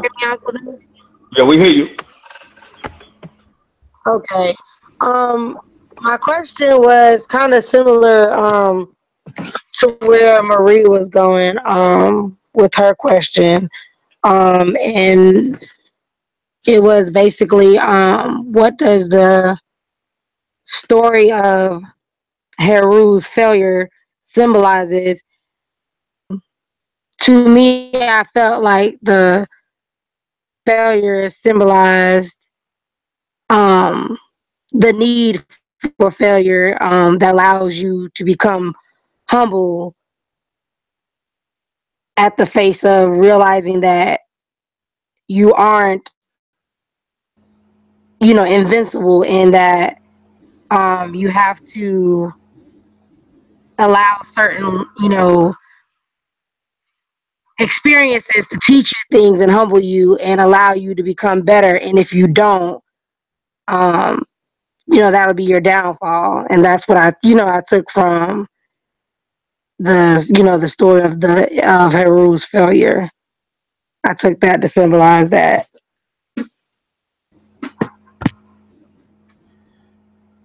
Tio. Yo, I say, can I get in there, man? I say, can I get in there? Get in there, GG. Okay, so yeah, you know, definitely, you know, beautiful. You know, I bet she actually opened the way right there. You know, exactly where I want to kind of go with it. Let's say first, let's start with Marie's, you know, like in contrast to the big three. You know, in our tradition, you know, as she pointed out, creator and creation are one. So, you know, Neter, you know, Ra, right, if you will, comes into being, brings itself into being, and goes on to, you know, evolve as its own creation.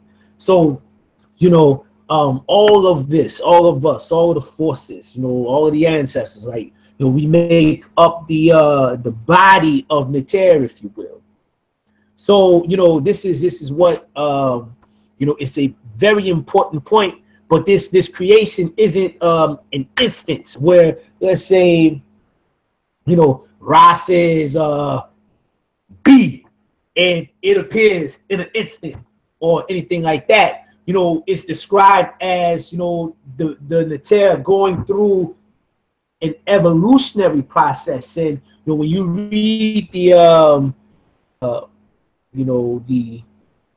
book of, you know, knowing the evolutions of Ra, knowing of Uapep, okay, this is talking about how Ra overthrew atrophy or overthrew the inertia, the chaos coming out of out of this state into, you know, a state of activity where it went on to evolve and manifest as the various things that came into being, all being aspects of itself. But, you know, it shows the evolution through the various kingdoms, through the plants, through the animals and the things that creep and crawl in the earth, and ultimately, you know, man and, you know, the various forces of nature, etc. So on. Like it's showing this evolutionary process. And you know, understanding this, right? When we understand that, you know, and it's laid out in our, you know, in our tradition, you know, very beautifully, that, you know, Neter comes into being to gain knowledge of itself as Neter, you know, to become acquainted with itself, to become acquainted with, you know, its infinite potential, because in essence, that's what it is. It's infinite potential. So now let me explore that potential. You know what I mean? Let me explore that potential to see what I'm capable of, right? Capable of becoming, capable of doing, okay? Capable of knowing, right? And this evolutionary process is mirrored, you know, as we provide a vehicle for the Neter to gain this knowledge of itself. So our purposes are reflections, reflective of one another, or I would say it is the exact one and the same purpose. Okay, so our journey, evolutionary journey, on the same, okay, on the same path. So as we evolve, as we grow, as we go through these challenges and these difficulties, you know, it is the Neter that is going through these things. You see, so that's one of the, you know, what Marie was getting at is this this depiction of, you know, the Neter as this this egotistical, or as the divine, you know, this depiction of the divine in the Abrahamic traditions as this egotistical being, you know, which you know, born, you described as an infant, like an infant-like nature. The adherents, you know, and the teachers of these religions want to depict this being as being infallible.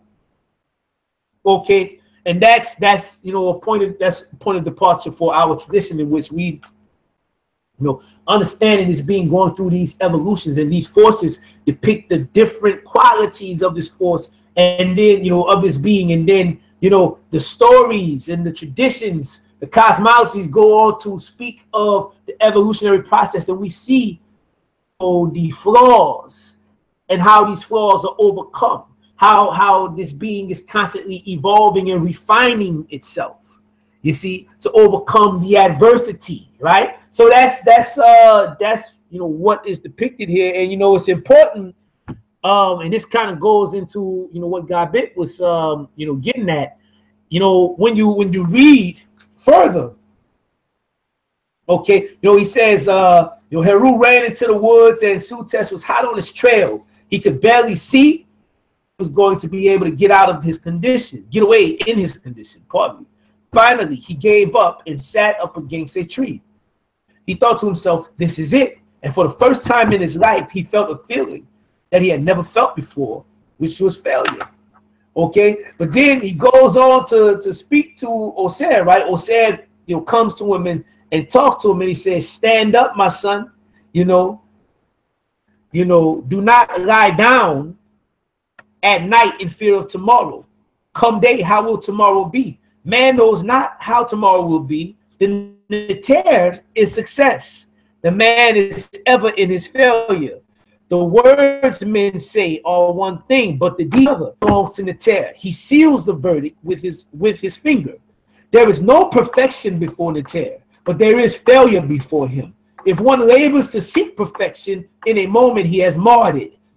Keep firm your mind and steady your heart. Do not steer with your tongue. If a man's tongue is the boat's rudder, the Lord of all is yet its pilot. It was your Shai, Heru. Neter is in control.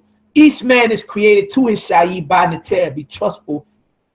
Failure makes a man humble, and Neter protects the humble. If Neter humbles a man, and if he accepts it and is strong, he will grow from it and become wise. A wise man accepts the correction of Neter or nature, right? Heru, he listens, but the fool, he does not listen, in which lies the fault of every kind. Okay? Those who are steadfast and thoughtful are chosen among the people, and those who listen to a correction protect themselves from receiving another. The Neter of wisdom has placed the stick on earth in order to teach the fool by means of it, but he gave the wise a sense of shame in order to avoid all punishment. Okay, this is talking about, you know, when we understand Heru in association with the ib, with the heart of man, with the will of man. And you know, Born, you talked about him acting or going into battle prematurely. You know, when the will of man is the essence of our divinity. It is our ability to lead, direct, and choose our way in life, to choose to go this way or that way. It is what separates us from the rest of nature in terms of the animals, etc., so on.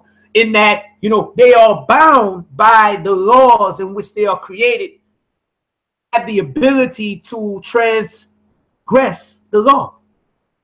We have the ability to choose to go this way or that way, which may or may not be in accordance with Ma'at. So understanding this, right, to act prematurely, to go into war before he was ready, is to do something which is not in accordance with the time, not in accordance with Ma'at. You see? So in doing that, okay, right, he learned a lesson. So when we apply our will, okay, you know, we learn lessons, right? When we apply our will, and you know, sometimes we succeed by our own efforts, sometimes we fail. Okay, but you know, there's a lesson that's learned, right? But if we walk with Neter, if we follow Neter, and we align our will with the will of Neter, okay, with our Shai, with Ma'at, then, right, as it said here, you know, with Neter, there is success. Okay, so, you know, it's talking about the, you know, being in harmony, having your will, your personal ambition, your personal goals and desires, okay, and making sure, you know, they are aligned with the will of Neter, with the will of your ancestors, with your Shai, with Ma'at, etc. So on. This is important. You know, this is important. You know, and this is something that I think needs to be stressed and understood, because let's say, for instance, Born, you gave the example of folk that you might do a ritual. You might have fed your shrine one time or made this offering one time, and you think now that the joint is popping, your shrine is popping, you ready to go and do these rituals, and how you say the Neter, the force, the ancestors gonna give you whatever it is you want. But have you asked yourself, is what you want in accordance with your Shai? Is it for you? You know, is it in alignment with the will of your ancestors and what they sent you back here for? You know, is what you want in accordance with the time, etc. so on. So like this is how we put our personal will, our heart, our Heru, okay, in alignment with the divine, and the lessons that we learn when we are not in alignment with the divine.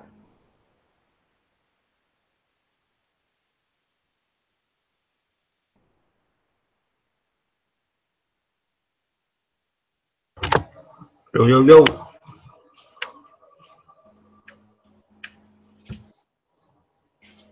To you. To you. All right, did anybody else have any additional questions, comments? Did you want me to wait on my question or? Go ahead, Corey. All you, baby. So yeah, my second research question was about how is the Ba relevant and important to the story, especially Heru. I gotta find what I just here. Yeah, so I basically I quoted from the book, but not this part specifically. So when Osir was killed by Satesh, Aset began her search for Osir. She found him, and she had to begin a new search.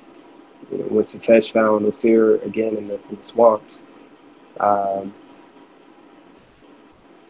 believe it was the swamps. And anyway, so he dismembered Osir. Parts were dispersed everywhere, or the members were dispersed everywhere. And then the point to that is basically, in her search, she was trying to bear a child.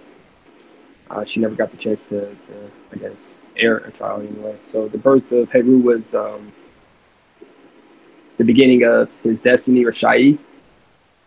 And on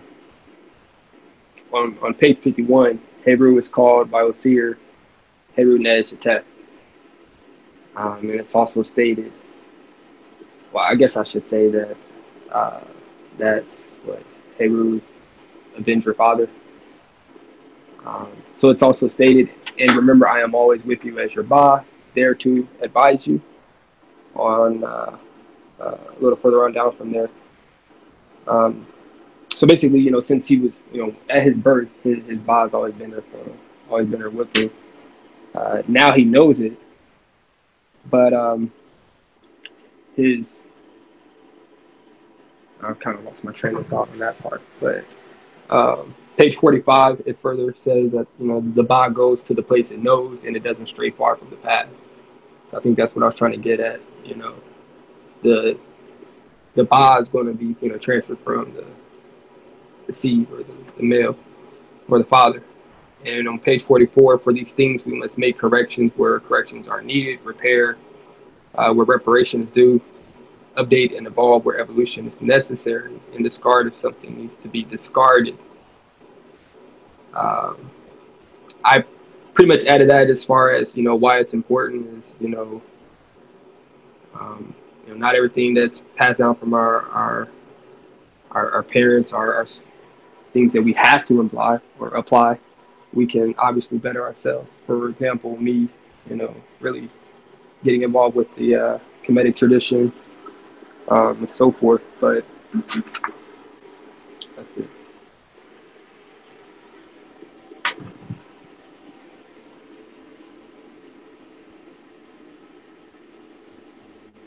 Tio. Okay, I say the statement regarding the Ba and the relativity of the Ba in particular to Heru. That's something that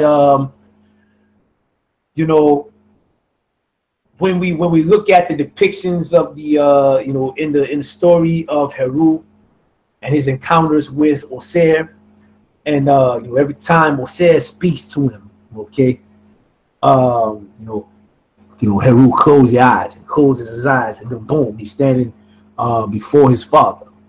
Okay, Osir speaking, to him from the Duat and letting him know, okay, now's the time for you to go into battle. You're ready, etc. So on. Right? These are instances in the tradition where the relationship between the Ba of a person and the Ib, or will of a person. Okay, the relationship between Osir and Heru is a relationship between the Ba and the Ib, the way that it should be. How your personal will and your heart should follow your Ba. It should follow the neter within you, or your true self, or the seat of the ancestors, right? The inner ancestral spirit within you, which communicates to you as your conscience, that serves as your inner oracle and inner honing device. Okay, your inner navigation system. You know, and how it should inform your decisions. You know, the more I say, you know, this is not just symbolism, as we would say. The more we begin to engage our tradition and begin to refine ourselves and cultivate ourselves and refine our senses, you know, deep into our traditions, and we become initiated, we get into alignment with our ancestors, right? We elevate our ancestors and we empower them to speak. Okay, we empower them to be effective and to intervene in our affairs, you know, and we you know, strengthen that connection. The more our actual experiences become very similar to what's being depicted in the story, as you know, you're encountering your ancestors and you're speaking to them just like we're having this dialogue right now. You know, in that you might actually hear them, hear their voice. You might actually see them. Okay, in the eye of your mind, and in some instances you might be sitting here wide awake and, you know, with your eyes wide open, and you might be able to see, you know, them in a particular form. Like this is something, you know, that in our ignorance, okay, in our ignorance, you know, and, you know, trying to coddle, you know, the westernized mind, we might have called it spooky, okay, or we might have called it spooky, or, you know, in other instances, you know, because of our parlay with Western traditions, right, with the Abrahamic traditions. You know, when we have encounters and experiences like this, we have a tendency to run from it, to be afraid of it. This is something where, and this is something that Bone and I actually did have a conversation on earlier today, in that, our ancestors, okay, the Abrahamic traditions have made our ancestors the enemies of their deity. They've made our ancestors and our ancestral practices, the devil and devil worship. Okay. So much so to where this is a literal thing, in the sense that they've made our ancestors and our ancestral traditions the devils and demons of their religion, of their deity. And the communication with our ancestors, the receiving of guidance from our ancestors, okay, the listening to the voice of our ancestors within us, okay, of our deities and our forces within us. These things are frowned upon and discouraged at the very foundation of their religious system. So, when we buy into those systems, okay, two things happen. Either we become scared of experiences that are natural to us with our ancestors and our forces, and or we see demonic or scary, or we just dismiss it altogether as spooky. These are the these are the results of our parlay with the West and the Western world, okay, like the people of the West and their religions and all of that, right? That's the end result. So I portrayed it that way, okay, in the actual story, because I wanted to paint a picture of what the actual experience of the initiate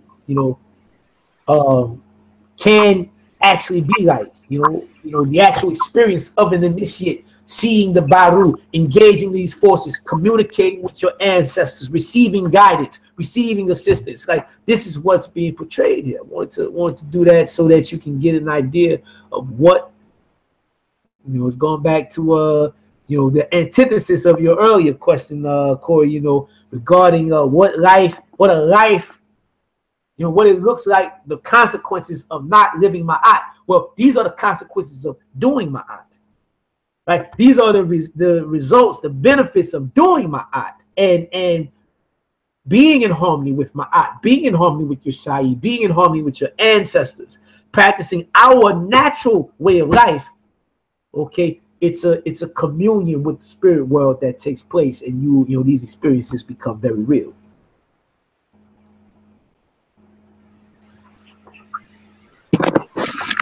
Wow.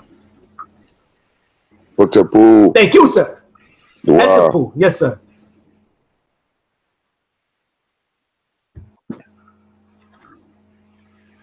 Two. I say, Equality. If you got something you want to add. Yes, sir. In the store,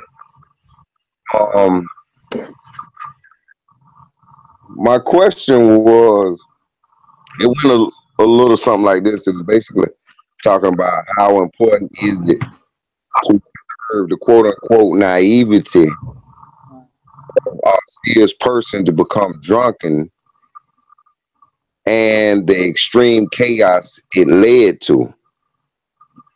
And you know, that is one of my questions is what is it to gain, or what is the bigger lesson to learn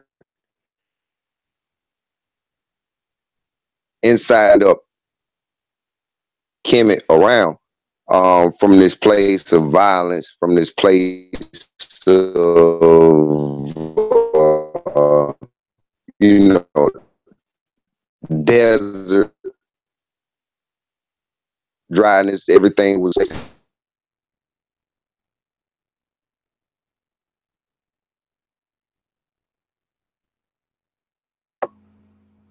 Okay, I said, Equality, if you kind of broke up real bad towards the end, could you reiterate the very last thing she said again?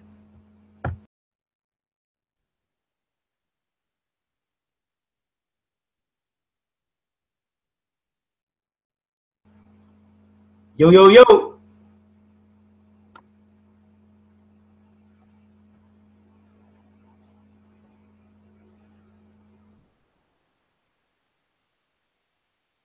Equality, if you there?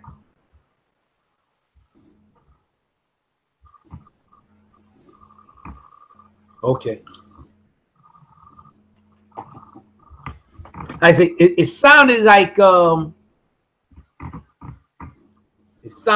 question, you know, pertained to Osair and the significance of him getting drunk and you know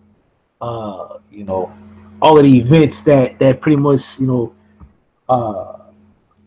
resulted in happened as a result or consequence of that whole ordeal. I say if you are able to get through right now, I say does that pretty much sum up your question, or was it a little bit more than that?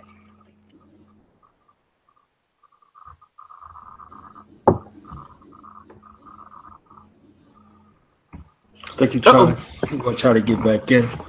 I know Rehema had a question, and I think we could go back to his question when he was able to state it, so that way it's not. Two.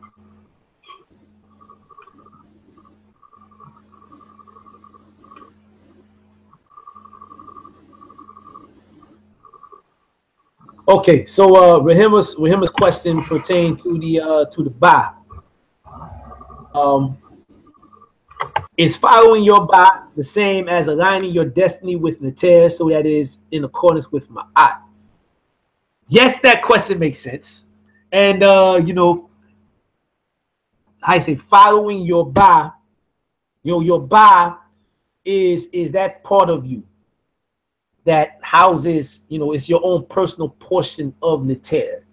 Okay, it is transmitted, if you will, through the seed of your father. So, you know, according to our tradition, this particular part of your being, it enters into the world through the crown of your father's head and is transmitted through the seed. And then from there, that inner Neter, that inner force, processed through, or I say the ancestral spirit serves as the vehicle of it for it, you know, and that intelligence, that power, you know, it goes on to shape and mold you as an individual, and it takes, you know, it takes up residence in your head as the seat of consciousness and as your conscience, right? And this is what the Neter, this is what your ancestors used to guide you, move towards your you know, your destiny, your Shai. Right now, your ultimate Shai is the realization and actualization of your divine potential, to realize yourself as Neter. That's your ultimate Shai. That is everyone's ultimate Shai.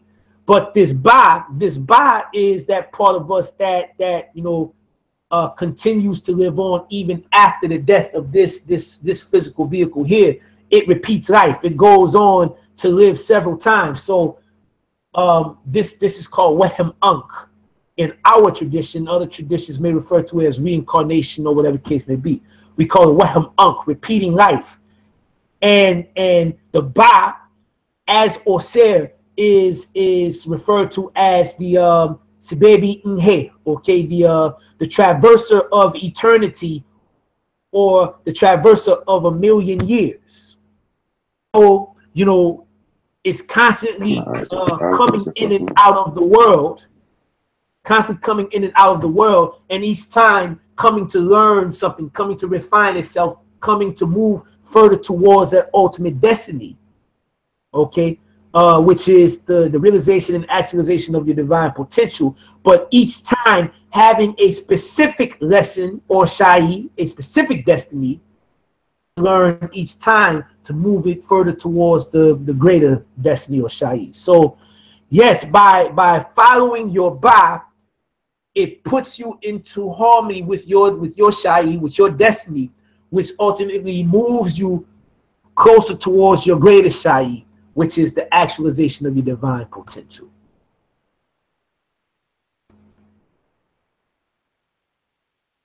Okay, I say Equanif, you back in the building.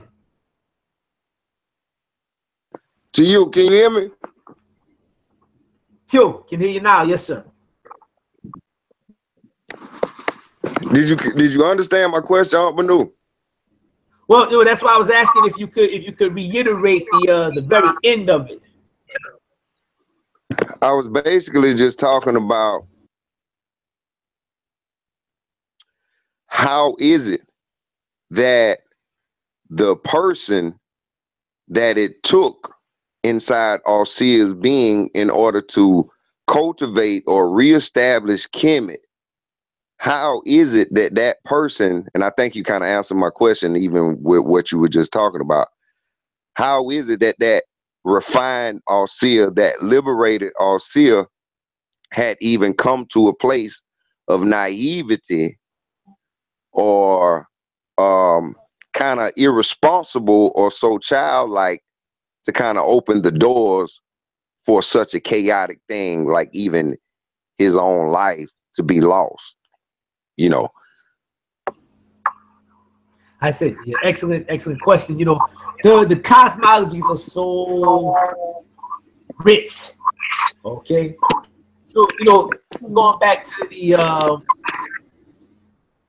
let's say the association of Osir with the seed. You know, think about something in the seed state, right?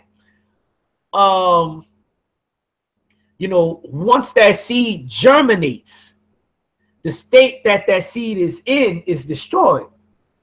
You know, it's I say it's like the seed explodes, right? And all the the various parts of that seed or the husk of that seed might go on to be in a dismembered state, so to speak. So, you know, it's of,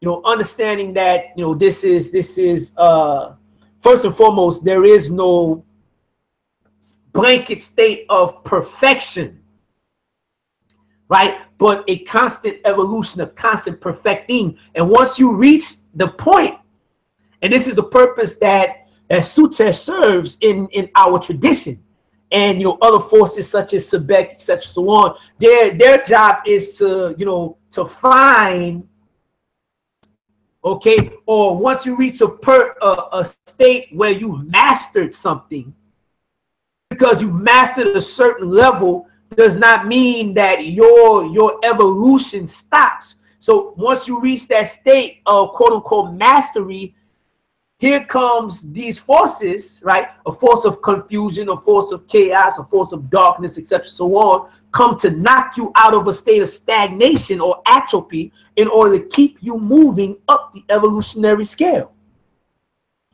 You see? So this is the purpose that the various forces of chaos or confusion or the tricksters, if you will, serve in, you know, in the various African traditions. Their job is to provide that opposition, that adversity, that chaos that precedes order, that darkness that precedes light, that ignorance that precedes knowledge, or enlightenment. That's their job. That's their purpose. So, yeah, and this is the poetry here. You know, he gets drunk, and it leads to his intercourse with matter, or with nethet, which represents the physical being or the physical body, matter. As a result of that, okay, you know, there's like a symbolic death that takes place, or where this you know, this seed of light enters into the darkness, and it has to go through a process of regaining consciousness or remembering itself. And this is the journey of Heru and everything that's you know, that's speaking to and represents. So, you know, it's ways to look at that. Even when we look at, for instance, the death of a star, okay, or the supernova, you know, reaching a you know, the end of its life, okay, a star becoming a supernova, or a sun becoming a supernova, where it expands degree to where it becomes unstable, and then boom, it explodes, and all those various, you know, parts of it go on to take on other forms, to give life to other forms, to become planets, things of that nature, you know, other you know, to feed other galaxies, etc., so on, right? You know, in nature we got something called seed dispersal, which I think everybody should study because it's something very profound in it for us.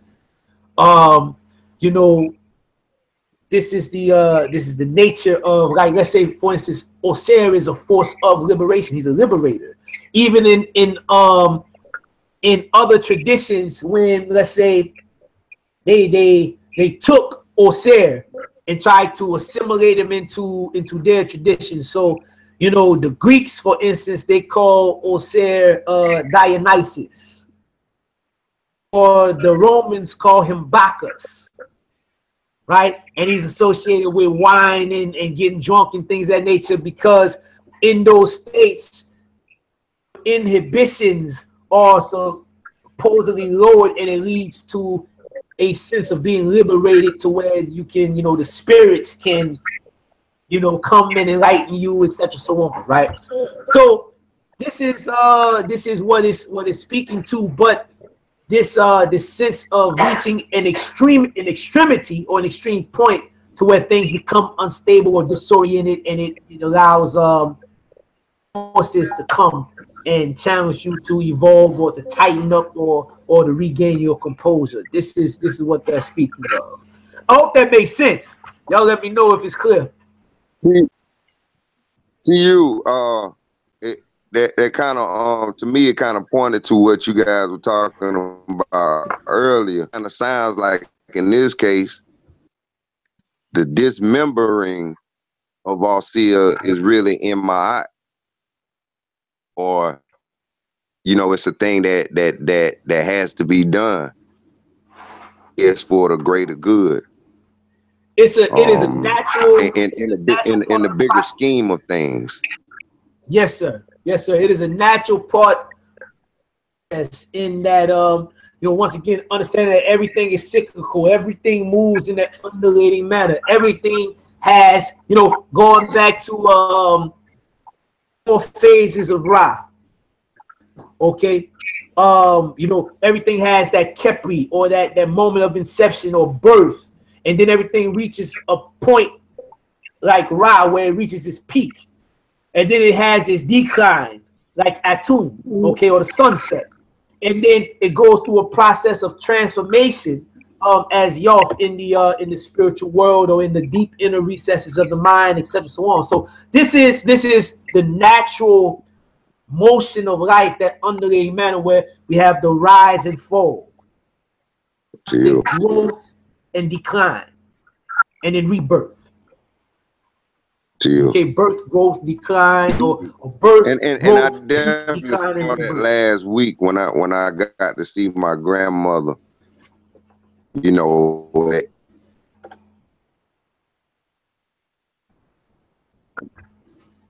Hello? Yes, sir. You say you got to see it last week with your grandmother. To you, with her, I'm going to say being put in the ground, or going back into the earth, or where they say ashes to ashes and dust, or dust to dust. Basically, where their body is being devoured by the earth. And when we look at the earth as being, or Gelb as being a primary function, and in vegetation, and how you put a quote unquote dead seed into the earth in order to give you things that will, be vital to sustaining life. So, like you say, just that reincarnation or rebirth thing inside the quote unquote death. I guess, that is the importance of what I'm understanding. That's some deep stuff. Too. Yeah, it is deep. And you mentioned earlier about Osir and how he's depicted green. You can also find images of Osir being laid out on like a funerary bed, and there are vegetation. There are plants and grain and wheat that is growing up from his body. Okay, and during some of the festivals, okay, there are images of Osir that are made with soil and with different grains and seeds. And during the ritual of the festival, these things are watered, okay, kept, and ultimately to grow and the sprout, and it's associated, of course, as you mentioned, with the burial. When we place the mummification and before the before the pyramids and all of that, when people would transition, and let's say whether their body was placed into the earth or they died right on the soil, or they were actually buried in a grave, or the vegetation come up from that space where they were placed. You know what I mean? So naturally there comes an association with the ancestors of the body into the earth, being analogous to planting the seed, okay, that would ultimately sprout vegetation and things of that nature. So that connection between Osir and agriculture and vegetation and whatnot, it comes from that. And also the ancestors and the burial and the vegetation that will grow up in that place. And then also the planting of, the return of the ancestors via the seed being planted in the womb of the mother. And how it would give birth to a child in the same way as that ancestor's body placed in the earth would, produce vegetation from it as well. So, that's that is a important correlation that you pointed out. You know what I mean in that regard, brother. Yes, sir. You do I not tell? Do I not tell? To you, do I?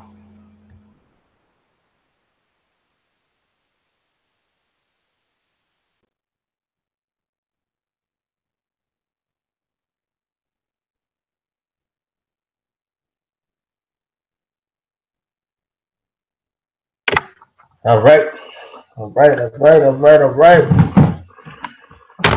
I wanted to go back to page 50, and page 50 and portion 51 speaks to the Ba down here where it says in the crux of the conversation, and also until you mentioned one, of these examples for Ma'at. Again, it's on page 50 in the course of this conversation.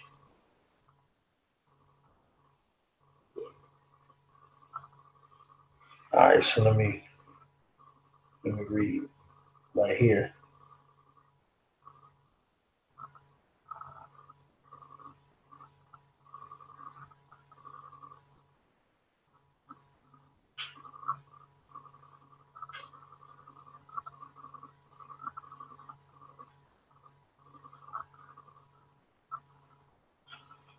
Oh yeah, the question was asked: has your Mut told you the story of when I traveled around the world, spreading my art throughout?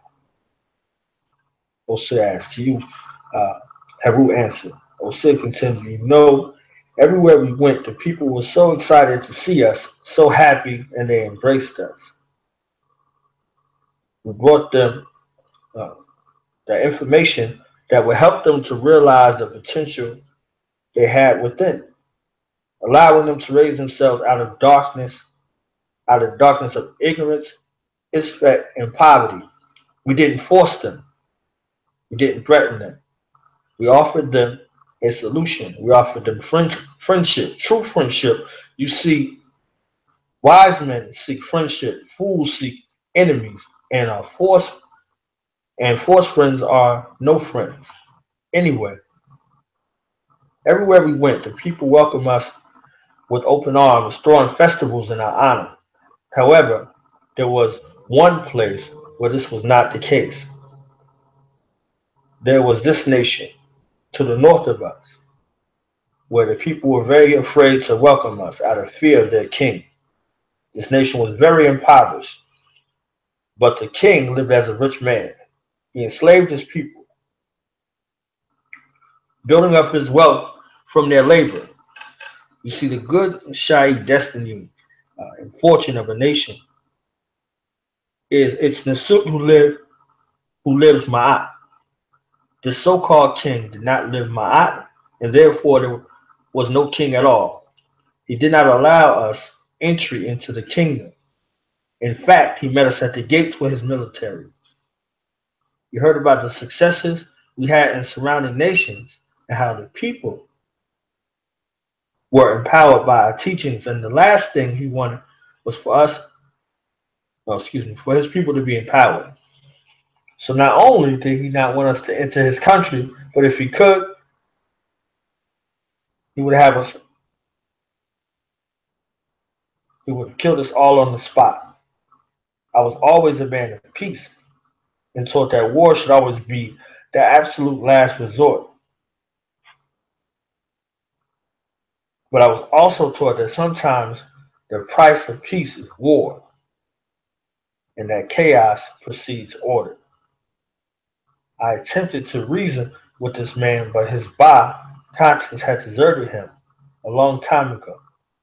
I began to turn our troops away, and at that moment we noticed as people began to congregate, making their way towards us. Seeing this, the king began to slaughter his own people. Once I saw this, I ordered your uncle Heru,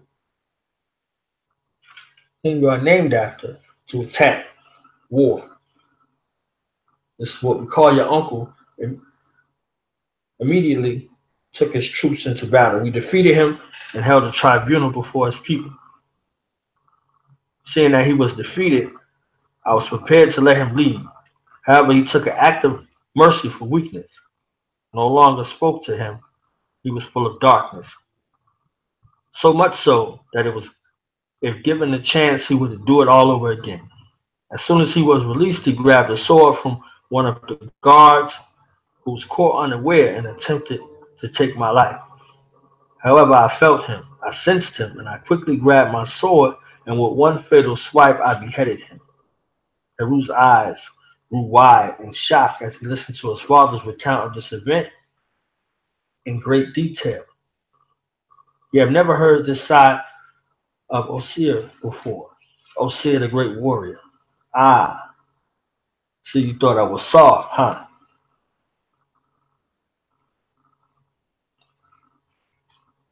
To me, that really painted a picture at the beginning of the chapter in regards to,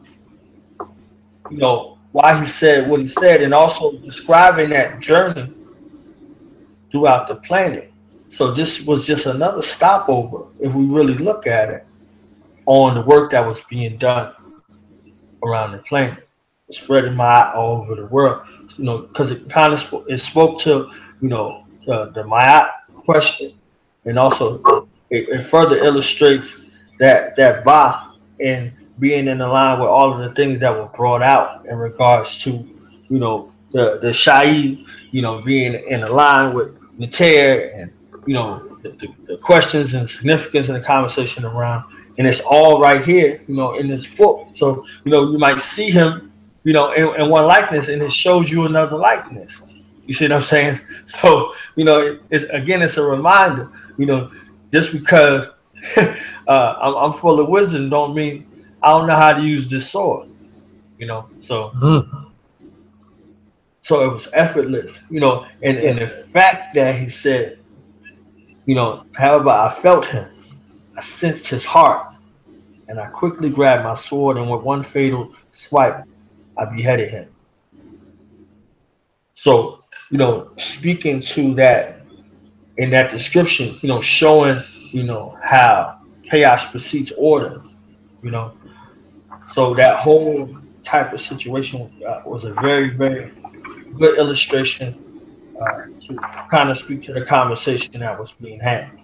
So that was, my 2 cents, and I wanted to make sure that I ain't allow that joint to get away from me, GG. You know what I mean?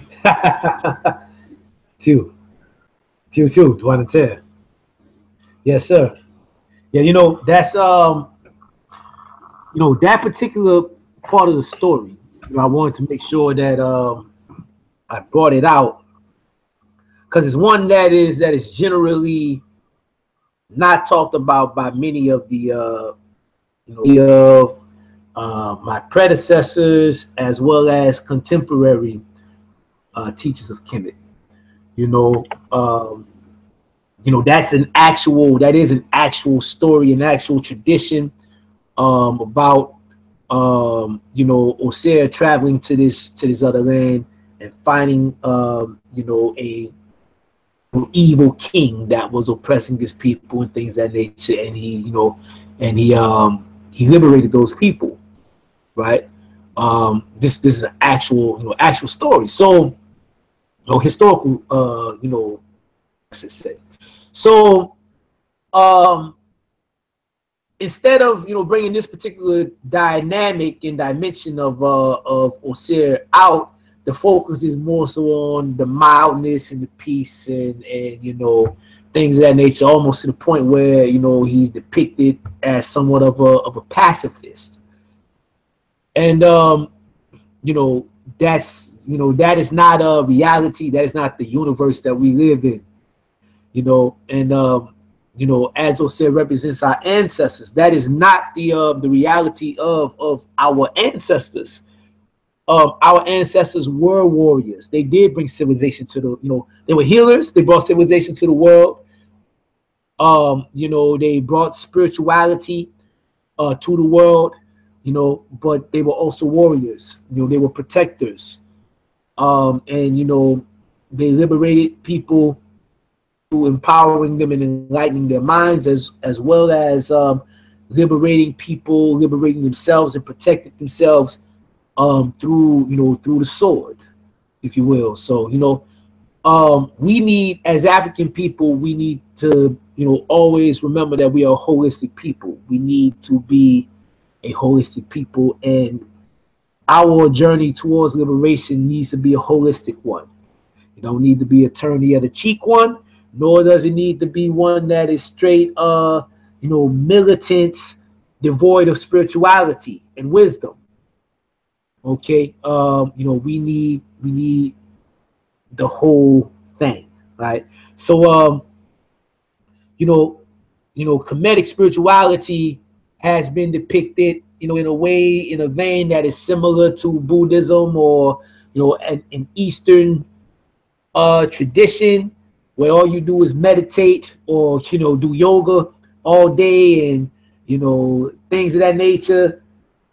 But no, it is, I say, that's not what it is. You know, you do meditate, right? There is meditation. There are rituals, there are offerings, there are sacrifices, there are invocations, there are, you know, moral teachings and guidelines for how you should live your life properly. Okay, right? But, you know, this stuff is also used for, you know, for us to protect and defend ourselves, okay, when necessary. In the same way that, you know, the ancestors in Haiti, the Africans in Haiti, utilize voodoo to organize themselves, to empower themselves, to defeat their enemies, who at the time were considered the most powerful military in the world.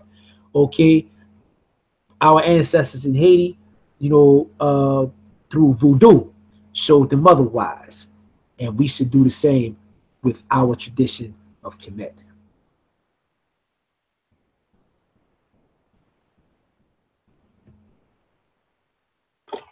Yeah. Sound like some good language to me.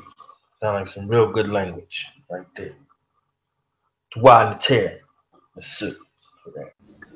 Dua Nater. Yes, sir. All right, so we're gonna wrap it up. You know, if anybody got any final thoughts, anything, y'all got super deep on me today, and I do believe that we should stay in this chapter right here for another week or so. You know, get a consensus from the you know, participants, the Abat that is present. Should we stay here for another week, or should we move on to chapter 3? Just my thoughts that, you know, get another opportunity to, especially with the institution of this early morning Sunday sit down session, that we could, you know, engage it and bring out some more points that were in this chapter. So it's up to everybody to get a consensus to stay in chapter 2, or is anyone prepared to move on to chapter 3? Anybody want to volunteer to do an outline for chapter 3, or do I got a couple more chapters to go before somebody comfortable with doing the thing?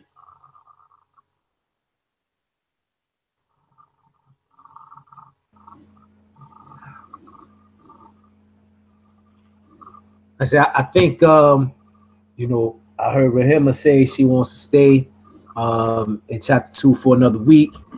All right. You know, I'm of course, you know, I'm definitely willing to do so. And just from talking to Marie earlier, I think that she also agrees. So, you know, I would say let's continue with chapter 3 or chapter 2. Pardon me. All right. All right. To you. Yeah, I'm not opposed to staying on chapter 2 either. All right. All right.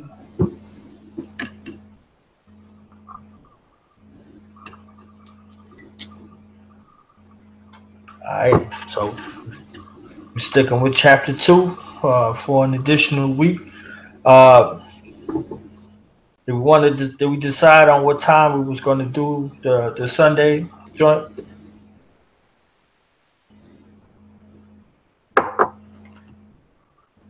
I say not yet. You know, not yet, but you know, ideally we'll have that time soon. All right. Who that there? That's who made me, Uncle Johnson there. Who that there? Who that woman, Harpo?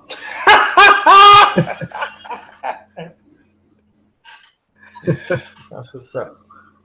So the consensus is Umeme that we're going to stay on chapter 2 for an additional week, and we're supposed to determine a time for our Sunday reading class, and I promise to the family that it won't be as formal as this.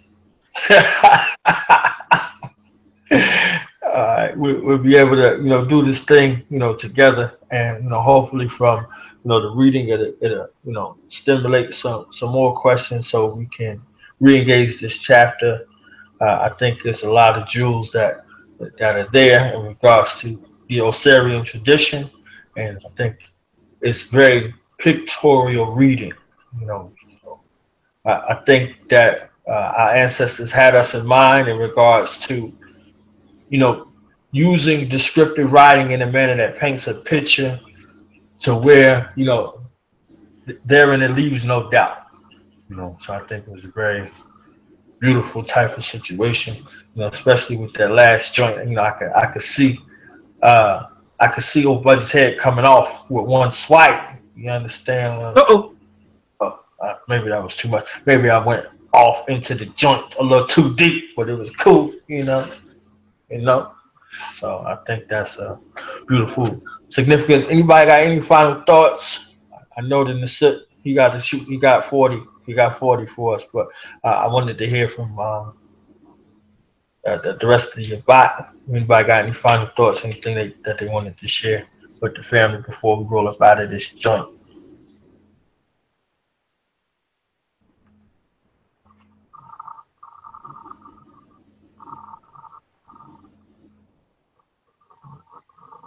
Going once. We've been on here for like 27 hours. Ain't nobody got NAM. Come on now. They ain't got NAM. Corey, you ain't got NAM. I gotta get country. You know. Corey, you ain't got NAM. I mean, I would say, you know, I don't have like any final questions exactly, but as far as final comments, you know, it's definitely a great session. I'm gonna go ahead and kind of look back, see what else I can come up with for next week. And then as far as this early, I don't know if y'all saying this early morning or just on Sunday, but you know, if I can make it, then we'll see what's up there too. But just excellent overall. I mean, I appreciate everybody's answers or questions, and then even some of the answers in the suit for following up. You know, further elaborating on even some of mine. So dua to the group and into. Dua and Ted. Yes, sir. Shout out to him at work, you know what I'm saying, getting it in, you know, getting paid to study with us, you know. We appreciate you. You know. I think we lost the clan. Uncle Newt in the squad. Yeah, you know, they were doing a ritual, so yeah. More than likely had to get off to you know, get that offering to Sebek before time ran out. Shout out to him. I said a lot of jewels was dropped tonight. All right. They're gonna learn today.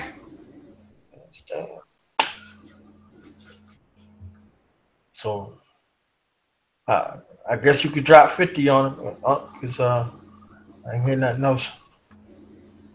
Okay, well, you know, I want to first and foremost say Dua Nater, right? You know, Dua Jeff to you. You know, praises and adorations to Nater and to the ancestors. Pardon me, and definitely you know, Dua Yanin Su. Dua to you, you know, Brother Bond, for extending the invitation once again for us to go into this text and go in depth with the analysis. And it is our goal that in doing this, live publicly, you're making it available to the public, that to the African family that will tune in, you gain a deeper understanding of Nile Valley culture, spiritual tradition, and how it's applicable to us today. Really want to understand Kemet, really understand Kemet, Kemetic spirituality. This is the series. This is the text that you need to get into. And like I said, this particular text is a skeleton key, like for you to really understand African traditions, okay, in general, right? So, I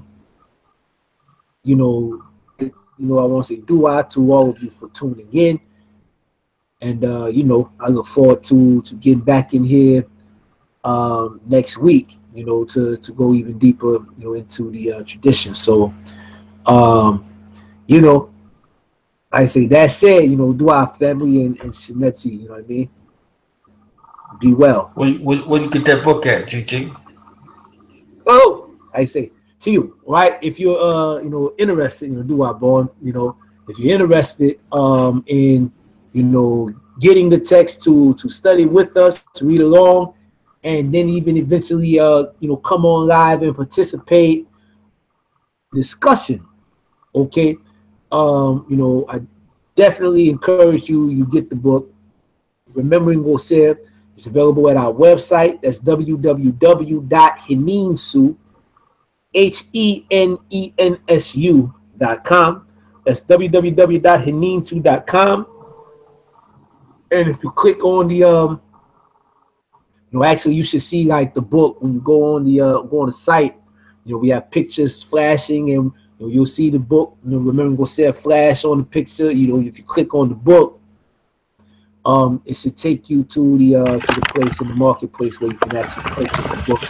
But you can do that, and you can also click on the link on the menu, the bar that says Marriott or Marketplace. You click that, and it'll take you to the marketplace where you can find the book, as well as many of our other products there for sale.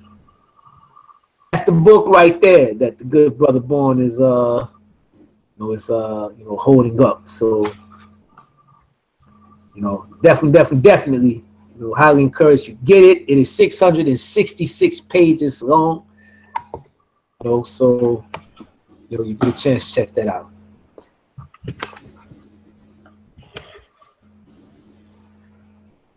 Yeah. Dua in the chair to my bot. Doing the thing, holding it down here in these wee hours of the morning over here. You know what I'm saying? Up, developing mind, body, and spirit, to be the best possible. Then we're gonna roll up out of here. Don't forget to check us out next week, 9 p.m. Eastern Standard Time here on Do Knowledge Radio, on our YouTube. Subscribe. Tell a friend to come check it out and see, where it's at, where it needs to. So that say peace, love, black power, and get out of this joint.